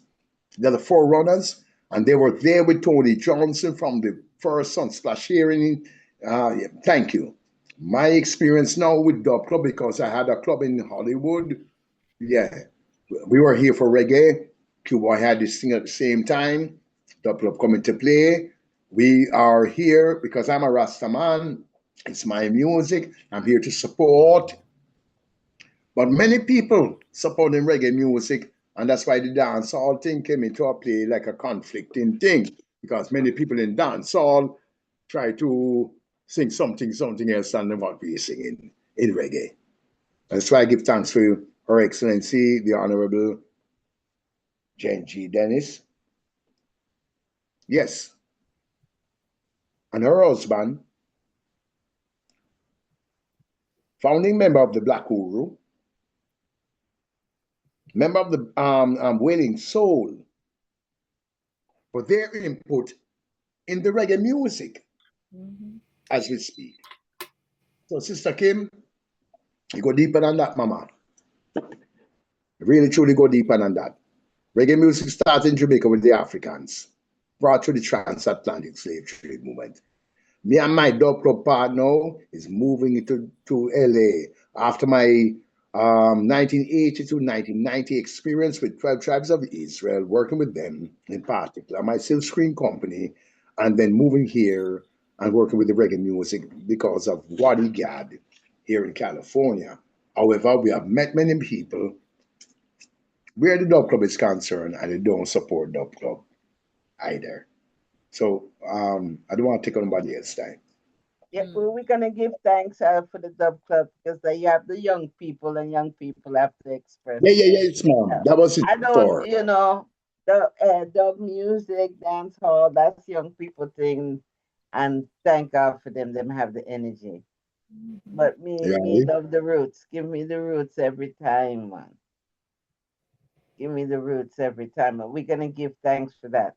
But the I has done significant work up front, representing and motivating ones to come and learn about reggae music and Rasta culture. And that's what this program is for, to recognize those that have been doing the work, been doing the footwork.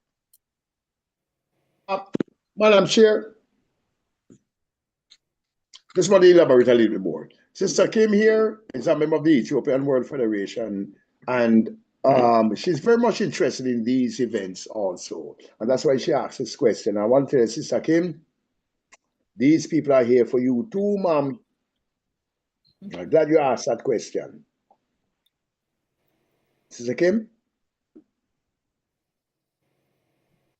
Give thanks, my brother. Yeah, man. I give thanks to you, mama. Jano. Jano, man. And I'm You got great. to answer me, man. I'm very grateful that our president, I'm Sister grateful for you Scheril, too, mama. who is also a shining light in the universe, that she's online with us here too. I'm very grateful for her. She's a remarkable Who's woman. that?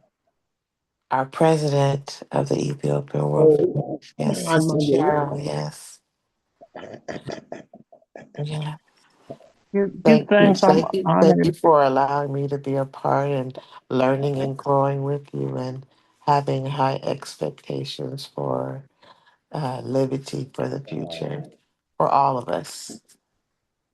Give thanks. Sister Jenje? Beloved, Sure. yes, I brother. think she was making an accolade for Her Excellency, the Honorable President of the Ethiopian World Federation, Scheril Powell Esquire. And yeah, man. Thank you, Kimba, man. Because these are the great women, including yourself, ma'am, the backbone of not just our family, but backbone of Africa. And not just reggae music. Yes, Africa. Africans at home and abroad? Yes, ma'am. Yes, ma'am. Yes, ma'am. I hope that I don't know if Her Excellency is here with us, but I will accord that accolade to her even after this meeting. Chair, you have any more questions, ma'am? Well, I don't have any more specific questions. You explained when you reached Cali in 1990, and you explained how you've been involved in reggae music with the club in Hollywood, moving over to a Tom chasing at the Dub Club. The Dub Club is truly is the venue for reggae music, as far as I'm concerned. Yeah. The funny thing about it is, California has an intricate part of working with music in itself, not just reggae music. There's a chronological order. You go from San Diego and you go straight up north.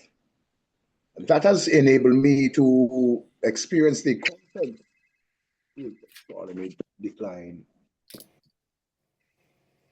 Well. Here's what I want to share with the I know, and the I them that are listening.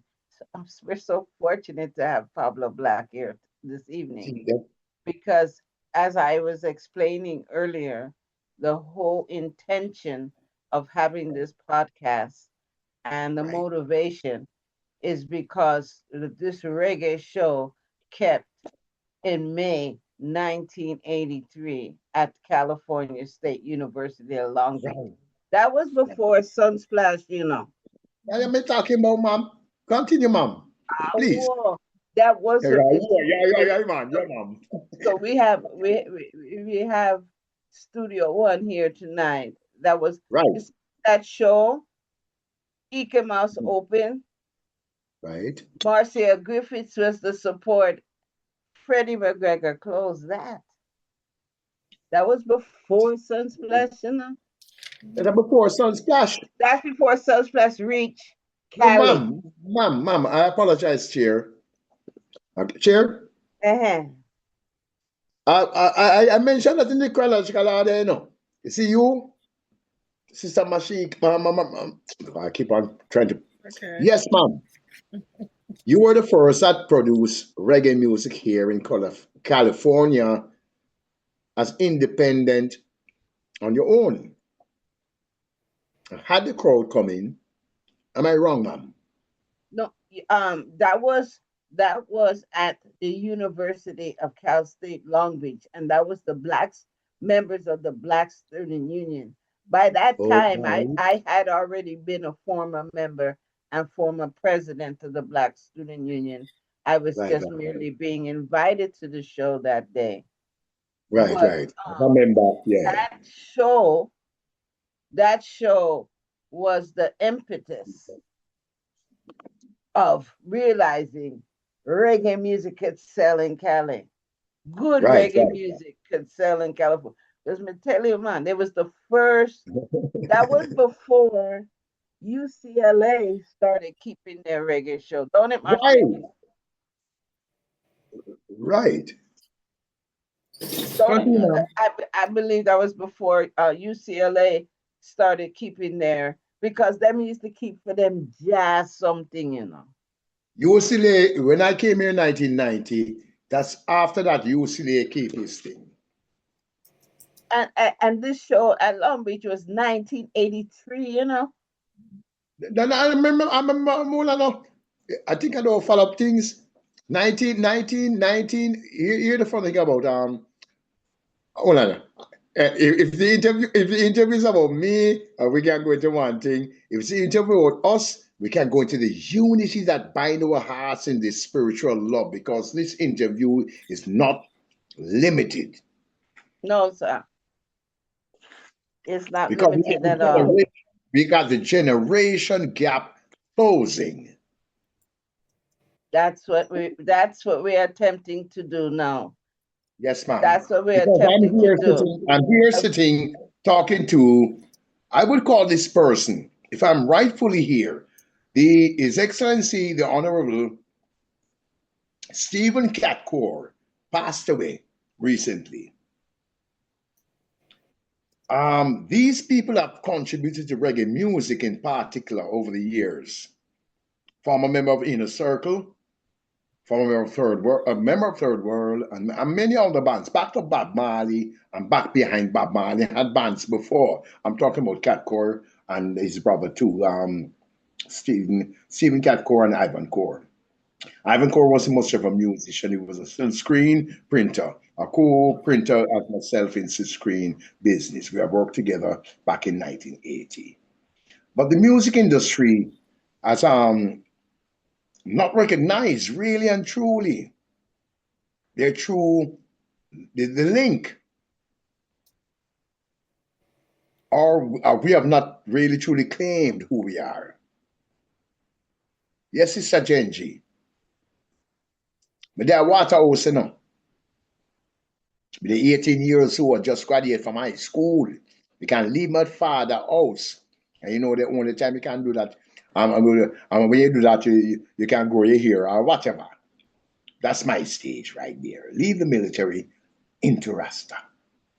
Mm-hmm. However, I knew something was going on that was important. The ambassador to Jamaica right now is Major General Anthony Anderson. We went to high school. He went to Calabar. He was not a cadet. He saw me in my uniform. My dad in his uniform. My brother, my third brother in his uniform. And me and Andrew Anderson, we was a party, man. Hail the power of the Holy Trinity. Xavier Imaskan. Sata Masagana. I turn my camera on. Yeah. Major General Tony Anderson, the ambassador from from Jamaica to the United States.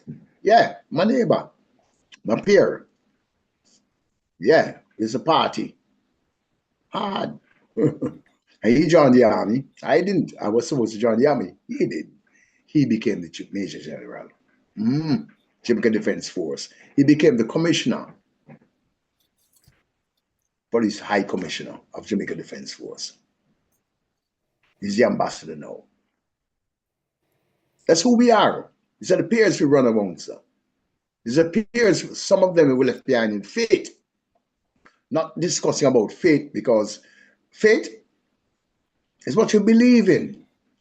I left religion behind. The Rastafari movement is not a movement of religion. It's a faith. It's a way of life. And though we're youths experiencing these ways of life, we have choice or roads to take us on the path according to our either choice or directions. Here we are. Your Excellency, the Honorable President of the Ethiopian World Federation, Scheril Murry Powell, Esquire, bless you, ma'am. This is your government, and this is our government. Yes, it's for we, the Black people of the world, and the music industry has a major part to do with that. Yes, ma'am. This forum, the Community Education Network, bringing Black people, hold on, other people apart. Let me hold on. One thing I want you to understand. You see Rashaki sitting there, and behind him it says the Community Education Network. And the Community Education Network is allowing the Roots Reggae Reasoning Session an opportunity for have a podcast. So that's why I keep bringing it forward to reggae music and the inspiration. That's why Rashaki asked the eye, what inspired who and when? Because that is the issue there. Apologize. No worries. We're just explaining, because you keep saying the Community Education Network, which is correct, because Rashaki has over 700 podcasts that he has produced as the Community Education Network. And it deals with several different topics. And on Thursdays, a couple of Thursdays, we focus on the Roots Reggae Reasoning Sessions. There we go. Okay. And yes, my intention of being involved in this format is so I can stay close to my king man. That's why I'm here this evening. Yes, and I'm ma'am. so excited this evening to have Pablo Black. Right. Big surprise. Because this is the Rasta man that opened up the Bible and showed me a thing. See? So I'm so thankful that I was able to alert Pablo for joining us this evening. Ma'am, Chair. Pablo Chair? has his hand raised. Pablo Black Chair. has.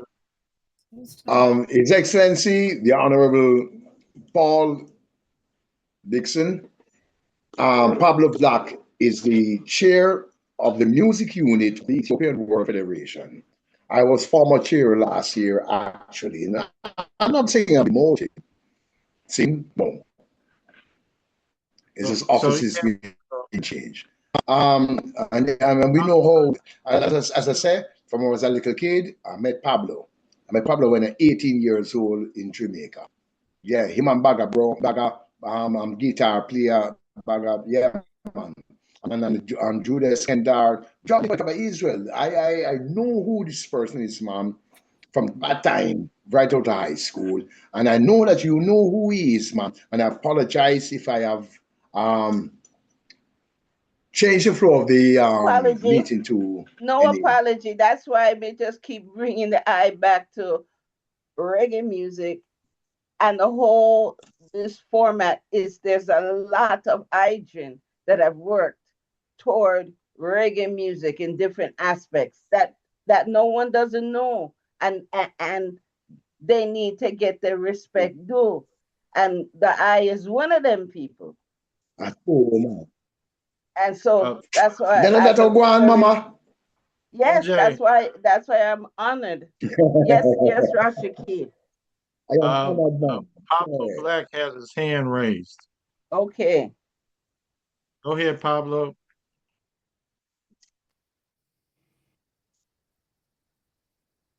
Doc. Yes. Doc. Yes, sir. Can you hear me? Yes. Yeah, man, I can hear you. I'm trying to put on my camera, but it won't go. But No, never turn off mine. Never turn off mine. if my memory serves me right,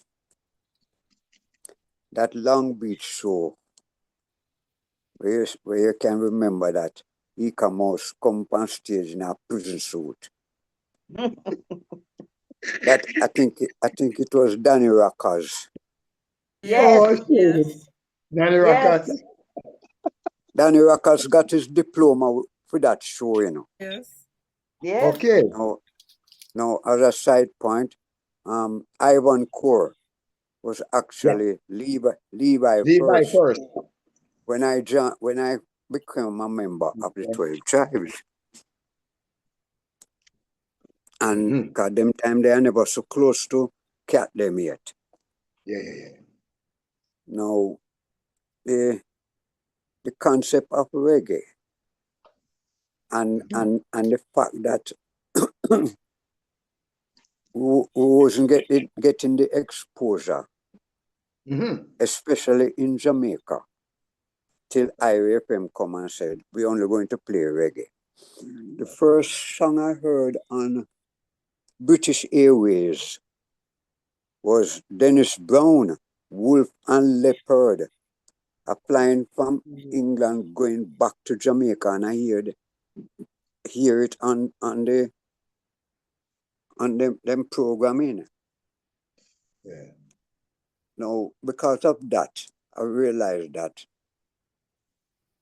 if nobody else that much interested in reggae, we're going to play strictly reggae. That means if we're doing any foreign song we're doing, we do it in reggae. We do it in reggae, in a reggae format. Right. Because reggae is our music. Right. And see it reggae take over the world till dance and come and trying to switch it. Can I get a voice on the dancehall part, sir? Sure. 1980, when we had the elections, and 900 people died. There was a music that was created by a political party for its endeavor. That's my perspective. Reggae music started in Jamaica with the Rastafarians. I have mentioned that before. Chanting without many drums. But the result of it, many people from all cultures, nations, and people adding their instruments to the drums to make this music a universal music that nobody can deny. However, I was there, 1980, graduating from high school. Yeah, man, Skateland, right, Doc? Doc? Yeah. Skateland. Jingles. Yeah, I'm here. I'm muting. Okay. While Studio One, Coxon, whatever labels they are, they created a music not by creating the orchestra. Guitar, drums, bass, musicians singing. It's the music that is already being played, and they just vup, vup, vup, vup, vup, vup, vup, vup, vup, vup, with a mixer interrupting the music, and somebody else come and do the toasting, which was done by Roy and Big Youth back in the 1960s. A similar thing, but with no purpose of it was more negative. Let me put it that way. And that's how dancehall. And let me tell you who started. It was Siaga. I'm recording on the recording. Thank you.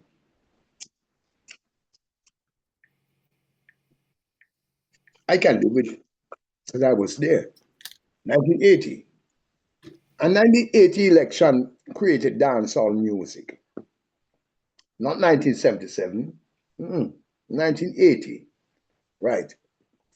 But I was there with disco, funk, reggae, R&B, everything else as a DJ. And I have my members them here living with me right now as evidence. So when that take place, dancehall take over. And dancehall now is really truly from dancehall gave the opportunity for some of the gangs them, some of the bad boys them, some of the slackness them to involve into reggae music. It has happened before even 1980 actually. Echo, Rankin Echo took reggae music into pornography. Am I wrong, Doc? Doc? No.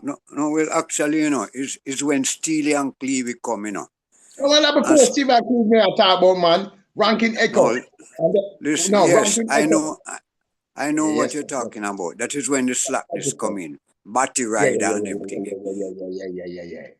But now, Go on. Steely and Cleo, Flip the script. yes, bring it to a different level. Hold on. Pause. Yeah. You and I going to go right back into HQ when you and I were there together. AC 101. Didn't you own one? Come again? AC 101. You own one. You're the first person that showed me that. That like a miniature keyboard, man, in a HQ. Them time we never know say Steve and Clevie link up with digital music, And you show me the AC 101 keyboard. Like a small thing about 12 inches long. You remember that in HQ? Yeah. Last year. I remember that was I just 1990. can't get you out of my mind. Well, as I say, when Steely and Cleo come, Steely. And then created the digital music. Remember, Who are them? say, Steely was me and Bagger student, and him explained to me that him couldn't spend an hour because you see Studio One. In Studio One, wait now, make me finish, please. In Studio One, we're doing in a hurry to make music because that is reggae. Reggae is urban music. It's not rummed music. Right. You understand? Right. And when we come, we sit down in the studio and we plan. Not like Lee Perry, which is spur of the moment music. We're planning with music them. We have the hand section. Yes, we have a hand section. And at that time I was kind of proficient in music that I could talk to the hand players in their own language because hands have a different tuning from keyboards and guitar. Yes, we do. Yes. When the bass when the trombone playing, they're different too. His C is my B flat. There you go. You're talking what I'm talking. When the saxman, tenor man blowing his C is my E flat. Mm-hmm. So I became aware of those things. So I could be conducting the hand players, conducting the harmonies them, and it was planning, although it wasn't more rigid like Duke Reed. Fine, but you orchestrated. Yes. So you see the concept of reggae, and the culture of reggae, it was to produce artists who have the message of the life in Jamaica. Not just superficial. It was more, I would say, subliminal. It was the depths of the music coming through, and the singers who could handle foreign tune better than the foreigners. That's where you come to Dennis from Paul and Greg and Freddie and so forth. All right, Are we watch there? now. Will Yes, they sir. rhythm? Will they a rhythm of Frank Sinatra make? Which one? And a tune name It's Impossible. Tell the sun to leave the sky. No, I play organ on that song. And when we laid the rhythm, it wasn't Dennis Brown to sing that song, it was a different artist. But no, the artist come and spend 3 nights, 3 hours each. So that's 9 hours. And he don't voice the tune yet. So don't be say, boy, it come like a Monday, I work for public service. Him burning electricity. So we know suggest Dennis Brown, because we know so Dennis Brown can hang a big tune. See there. Because you have enough voice, you know, you have Who was that artist? Who was that artist? I'm very much curious. We're going to go down of artist relationship. Okay. The artist who related with him for? Yeah. That was a virgin named Lascelles Perkins. Me know Lascelles Perkins, man. All right. Now, him a big singer from before Dennis them, you know. Before yeah, man, Del man. Man. Me know the name, man. Me know Lascelles Perkins. Them man, they sing from Junior Tucker father days. Hold on, man. Them man sing with hang on. I'm looking at you. Hold on now. I'm not say all Dennis. Wait, hold on. Leroy Sibbles, Heptones, John Holtz. Right, sir? Mm-hmm. Thank you. Lascelles Ellis, right? Lascelles Perkins. Perkins, Yes. When Bagger say, Sir D, we can bring in Deb, you know. That's what we call Dennis, you know. Dennis Emmanuel Brown, so we just call him Deb. And yes, and him come and voice the tune, and him come and him voice the tune. And the singer who the song make for get mad pan we. I must say we bring in Dennis and give him tune, you know. Right. It's not the case. You're looking for vocals. And him have each trick of them say him as the uncle man thump down Sir D, you know. Lascelles Perkins, straight right Sir D. So when him come now, everybody get afraid, you know, cause him no really aggressive, but you know, him break, yes, but him breaks through, we give him tune. But it work out that him glad Dennis sing it, kind when him listen it back, him say, yes, Dennis really do a better job than probably him would have done. Hey, Doc. Yes. You heard me sing the other day, right? Mm-hmm. No, man, we listen to your tune all the while, man. Yeah, you should be doing. There you go. Now, man, okay, I want you to talk about that because I see you put out that tune the other day, and I know it's not recently it's done. I got you. I do over, and it sounds good. Which one is that, sir? Doc? Which one? Is Santa that Monica Bay? No. Show and tell? Show and tell? No. Is that? I'm not sure if it's that Skylight song. Is this a cover?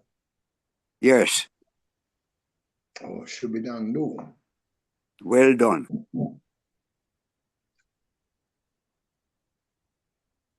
I know better by golly, wow. Right. They got that. Yeah. Yes, sir. Are it? Okay. Because But let me tell you, I'm really truly flattered by you. I'm moved more by your sponsor. Yes, So sir. yes, well, you see me now, how can I hear that song? I want to hear it. There we go. Is it on YouTube? Yes, ma'am. He's talking about one of the. I'm not too sure which he's talking on, but your host he wasn't able to get onto the music line. I'm not sure if Sister Mashariki is able. I'm still no. It's something in it. It's not letting us play the music. Right. No, I am on my phone. Is there? that's one of the last songs that you put out. Because as the chair of the music The department, R&B? It's R&B? No, it start like R&B, but it end up in reggae. Most of my, sir, you mentioned this earlier on, sir. You mentioned about Dennis Brown. Dennis Brown is my favorite singer, actually. And he has done reggae music and he has done R&B and reggae music to the perfect, as far as I'm concerned. Love Lou Rawls and Nat King Cole and things like that. Yes, sir. I'm trying to find a way which of the songs. No, me will listen to it. Me will listen to Bonafide. Just send it to me, man. Just text it to me, and then when we done with the podcast, we can. Okay, Pablo, I think we got to hand back the chair to the chair. Okay, sir. Sure. Yes, sir. And I will research and see if I can find out what you might be looking for, so we can complete. Back to the chair.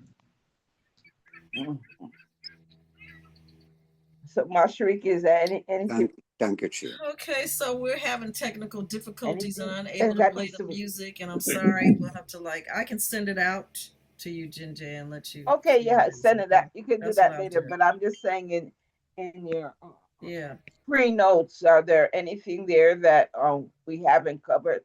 No, we've covered everything except for at the very end, we wanted to know once again what he's doing, what's coming up. If people want to listen to his music or get in touch with him, is there some way that he can be reached? Bonafide? Oh, wait a moment. Okay.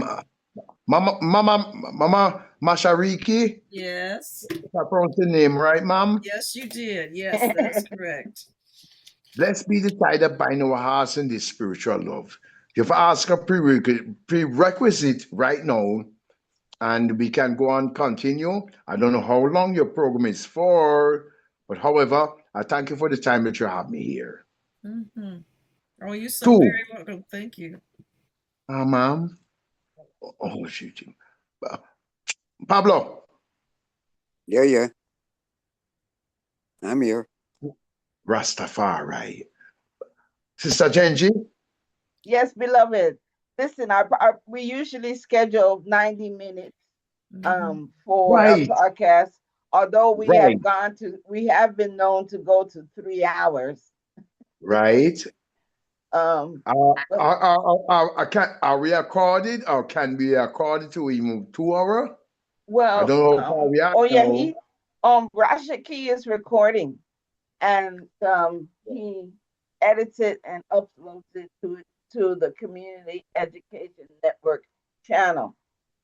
Yes, ma'am. So Rashaki, he runs things, you know. Yes, ma'am. Yes, ma'am. You're all responsible. Yes, ma'am. Yeah, we don't want to take too much of your time. No, but what happened is we couldn't work for play the music. We usually spend some time exploring that, but we can't play it this evening. You see. So yes, maybe what we're gonna have to do is reschedule. Yes, ma'am. Another time, maybe we can reschedule with Pablo Black. Mm-hmm. I'm so Right. Oh, yes. excited. Right. Yes. Oh my Yes. God. Mom, I'm mom, mom. yes. Sister Jenje, Okay. Sister So Jenje. Right, yes. ma'am. Yes, ma'am. Yes, How do ma'am. we get in contact with the Community Education Network? Rashaki, are you going to put that down in the comments? I got you. I got you covered, Kimba. Wait, I hold got you on. Let covered. Brother Oh Rashaki yes, will put it in the explain. comments, Give me a please. second. Yeah. Thank you. Yeah, I'll put my contact information. Matter of fact, yeah, Mm-hmm. I'll put Mm-hmm. my number in the chat. You can Um, contact me Mr. directly. Mashiki, please Good, put your good. contact information, and Okay. please don't close the Zoom room contact until all people have the information. Okay, Mhm. guys. We are on Zoom now. Yes, And we the are. Zoom, yeah, and the Zoom contact the members in the platform can have their information, your information, and everybody who is here. If you need to put your information there for further information regarding the community education network, please put your information there, your email and your telephone number, so you can keep up to date with all the events that are happening with the community education network. Thank you.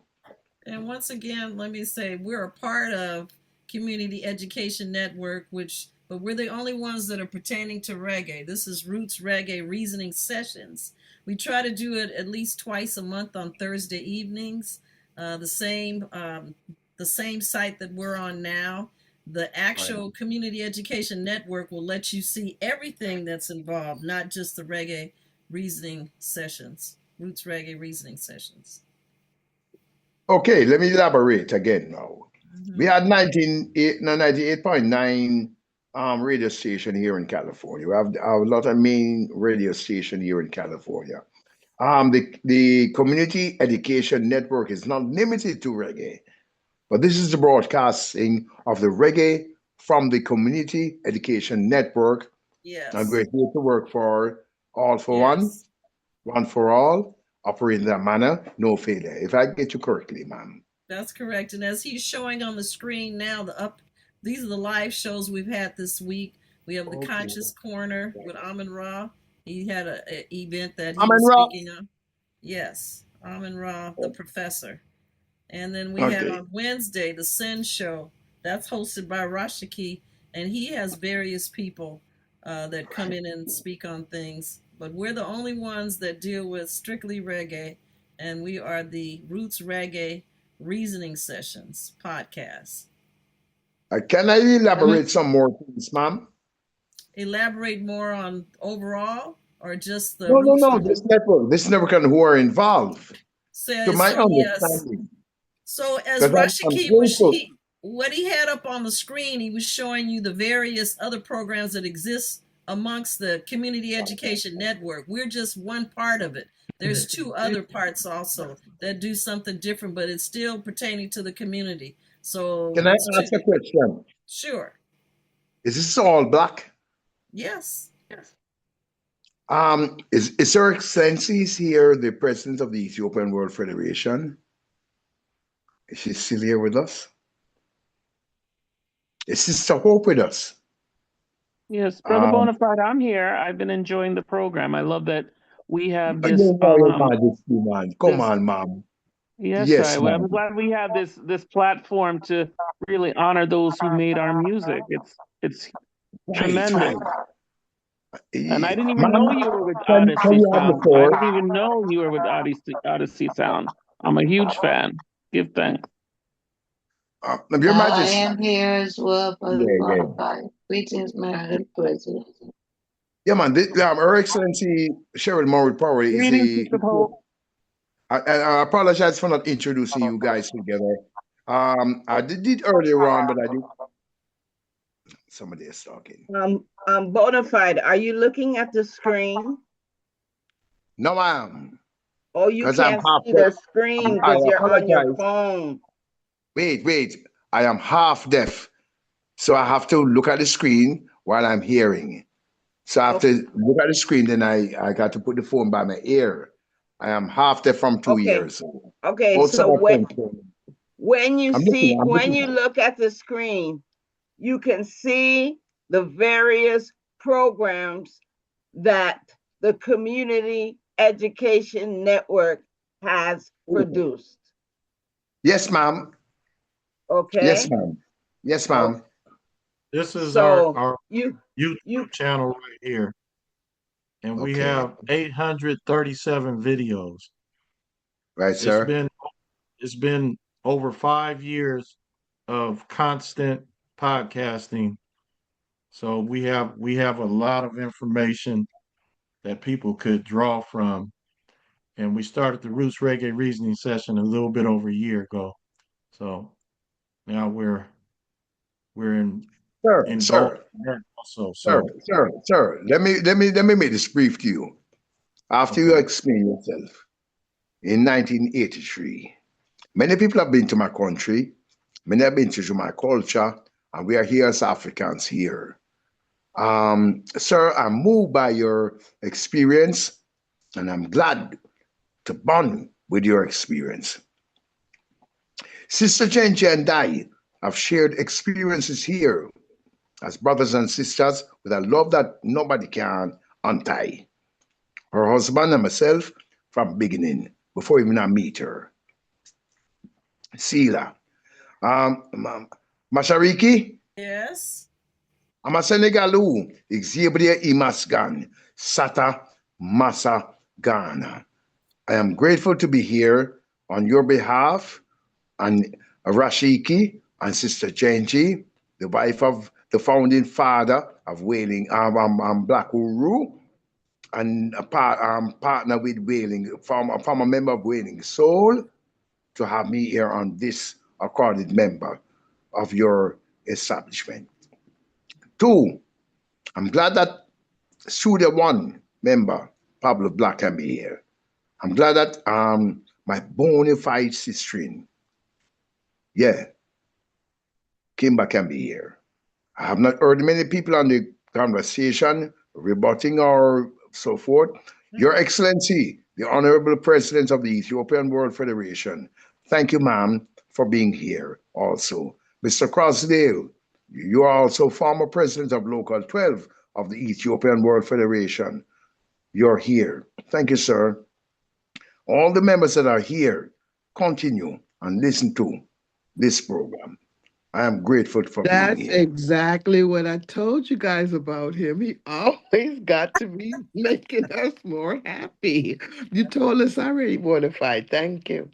3 times. Okay. That's what's up. You're always making us better, and we love you for We are the encouraging black people and the human beings of this world that makes it wonderful. We are all not perfect, but this is what we do. Mhm. Don't watch your imperfection. Work on it. Work on the beautiful part of who you are. Keep on complimenting people. Keep on praising for people. Don't just work on the inside, work on the outside. Manners and respect and all of these things. Find your place in humanity. Mhm. See that? My mother and father taught me that. yes. I'm not proud. So Thank you, Madam President, International President of the Ethiopian World Federation, and thank you, everyone. Any more questions? History, whatever. Let's go there. yes, I definitely gonna be in contact with the eye here. Mama Jenje? Yes, we're definitely gonna Hold on a contact minute. the Mama eye. Jenje. Mama Jenje. Me and you work on enough showcase here in California. See? Me manage your band, Blaze Mob at Key Club. I did Wow. Stockton. Yeah, we worked together at Stockton too. Wow. That's a You long time remember? ago. Yeah. Yeah. Yeah. And these are the wonderful people who were before me creating these shows, case. Mhm. You too, sister Mara Masha, pronounce her name right. Thank you, Mashariki. You're welcome. Yeah, from 1980. Yeah, you asked me from 1974 to where I'm at now. that was even that was the invitation on the card, and I'm proving to them that we are here. We are the Africans that have always been working for Africans at home and abroad, whether we're perfect or not. But for all Africans at home and abroad, in our going outs and our coming ins, right? Yes, I. Last year. Now we, the Africans at home and abroad, have now invited me to be in accordance to your assembly, and we have Hulano, my president of the Ethiopian World Federation. Come on. I am the president of the 12th tribe of Israel here in California. I am Reuben First. Oh man. The Father God, the Father Son, the Father Holy Spirit. Blessed be the tie that bind your hearts. These people are not gathered together by vain imaginations. It's history.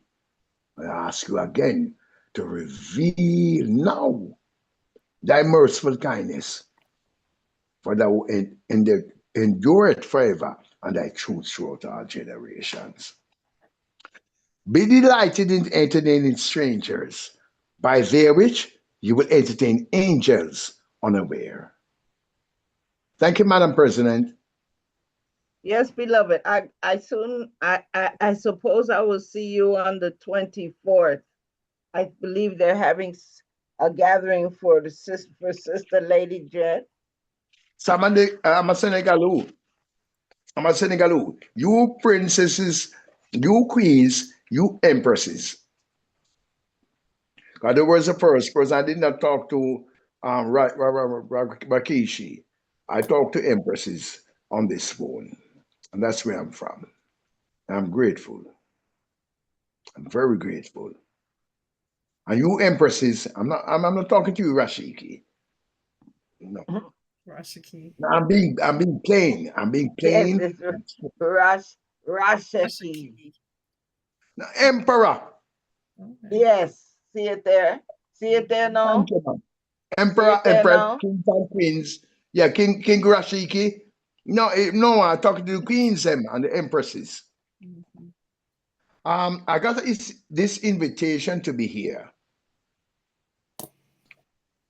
And I am moved. Mm-hmm.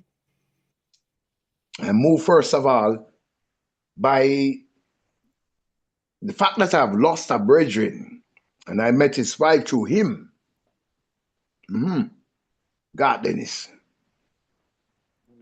And she had recorded me to be on this show. Mashariki, I'm a Senegalese, Exhibitor, Imasgan, Sata Masagana, Betam Kunju. Rashiki, I just met you. Sir? Sir? Yes. Thank you, sir. No matter what the technological problems might transpire, you have not played no music for me, nothing. But this was not about me. I realized that it's about us coming together. Correct. Jenje? I agree. Jenje? Yes, love. I spoke to Mashariki. I spoke to Rashiki. I'm speaking to Jenje. Now I'm going to go on camera. One more time. Give me my phone. Yeah. My voice. Sister Jenje. Yes, beloved. Thank you again, man, for working together with us. I had the opportunity to work with you, and you are assisting. You mark the place for us working in California from before we have been here. Many have been here. Before many have been here. I am grateful. Ma'am, I'm here for you also. So I'm here for you at all times, ma'am. Brethren. Ma'am? All right. We definitely want to make sure you there. You help me. You help me with Pablo Black. Ma'am, I I definitely didn't expect wanna. I didn't expect anybody to be on this show per I, se. yeah, But here. the opening of the meeting, your co-host saw that Pablo Black was the first person that attended mine. Cleo. Yes, ma'am. Because he But know I know who you are, and he know I know who he is, and we know who we are. But I just send it Mashariki, out. you hear that? Mashariki, make sure you get his. Oh, You I've Right. already requested it, but I don't know if he responded. Rashiki. I got it. I Yes, got it. yes, Yes, I got it. Rashiki. yes, sir. Rashaki. Brethren, Rashaki. Yes. brethren, in the name of the Father, in the name of the Son, in the name of the Holy One of creation, whoever anybody seek him to be, blessed be the tie that bind our hearts in this spiritual love. It's an honor to meet you, sir. Yes, sir. It's an honor to meet you also. And I'm glad that you blessed our presence this evening along with everybody else that's here. So we're going to close. The members of the Ethiopian, sorry, sir. So Yes. we're going to close. Mhm. And again, I appreciate everyone being here. And we're doing this till we can't do it. And then we're hoping to pass the baton to the offsprings. So This is gone, sir. let's keep gathering and enjoying each other's company The and net laying this excellent history out for people to and the enjoy from. on this network, for the purpose of what? Our salvations. Each one teach one. Mhm. Yeah. Yes, Rashaki, Okay. close it out. Well, I have been here on this not for my music. Yeah. We have all discussed our unity. Bonafide. Well, no, Mama, we don't just we Wait, don't even cover reggae yet. Bonafide. Rashaki is trying to close it out. We have a Yes. format. We have a format. We have a format that we use. Music this time. Well, we usually have our song, but it's not available this evening. So Right. Rashidiki, listen, man. Yes. Bless you, sir. Bless I understand, and Mama tried to hook you up with the closing. Bless you, sir. I'm grateful. I'm very much grateful, and I'm glad that those who were here to support who and explain who I am. You guys also. Yes, it's really good to have everybody come here and participate in this excellent genre and history. This roots reggae is just a must. It's a world power, just like you said earlier. Roots reggae music is a world power, and I just appreciate everyone and everything that's related to this. So each one teach one, and we're gonna close and we do it again next time. Everybody continue. By the way, do you close your meetings with prayer? No. We use reggae music as our prayer. No, please do. No, can't do it that's today. not what we do here. We don't do that here. Here we do reggae music through I prayer. appreciate that. Well, listen what the sister said. She know the program, She know the orchestration of the program. Catch you. If you want to have a closing, you're welcome. Oh, you have reggae music, man. If you want to sing a prayer. Our reggae music we are. Let me hear you, man. Me hear loud and clear, Sister Jenje. You get me? Go ahead, brother Chris. Go ahead. Was that just Sister Jenje talking? Or Masharika? Who was talking a No, while ago? that's me. That's I, Jenje Judah.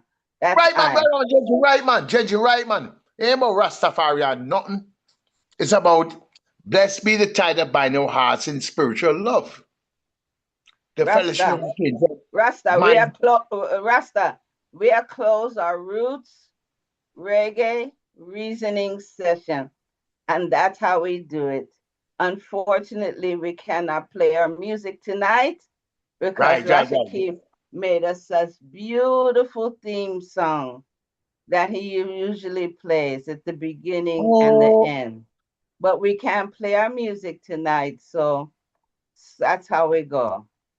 So if you want to sing a song, you could do that. yes, if you sing a song. All right, Chris, come on. Give us a few lines before we go. Just put me on a spot. Singing.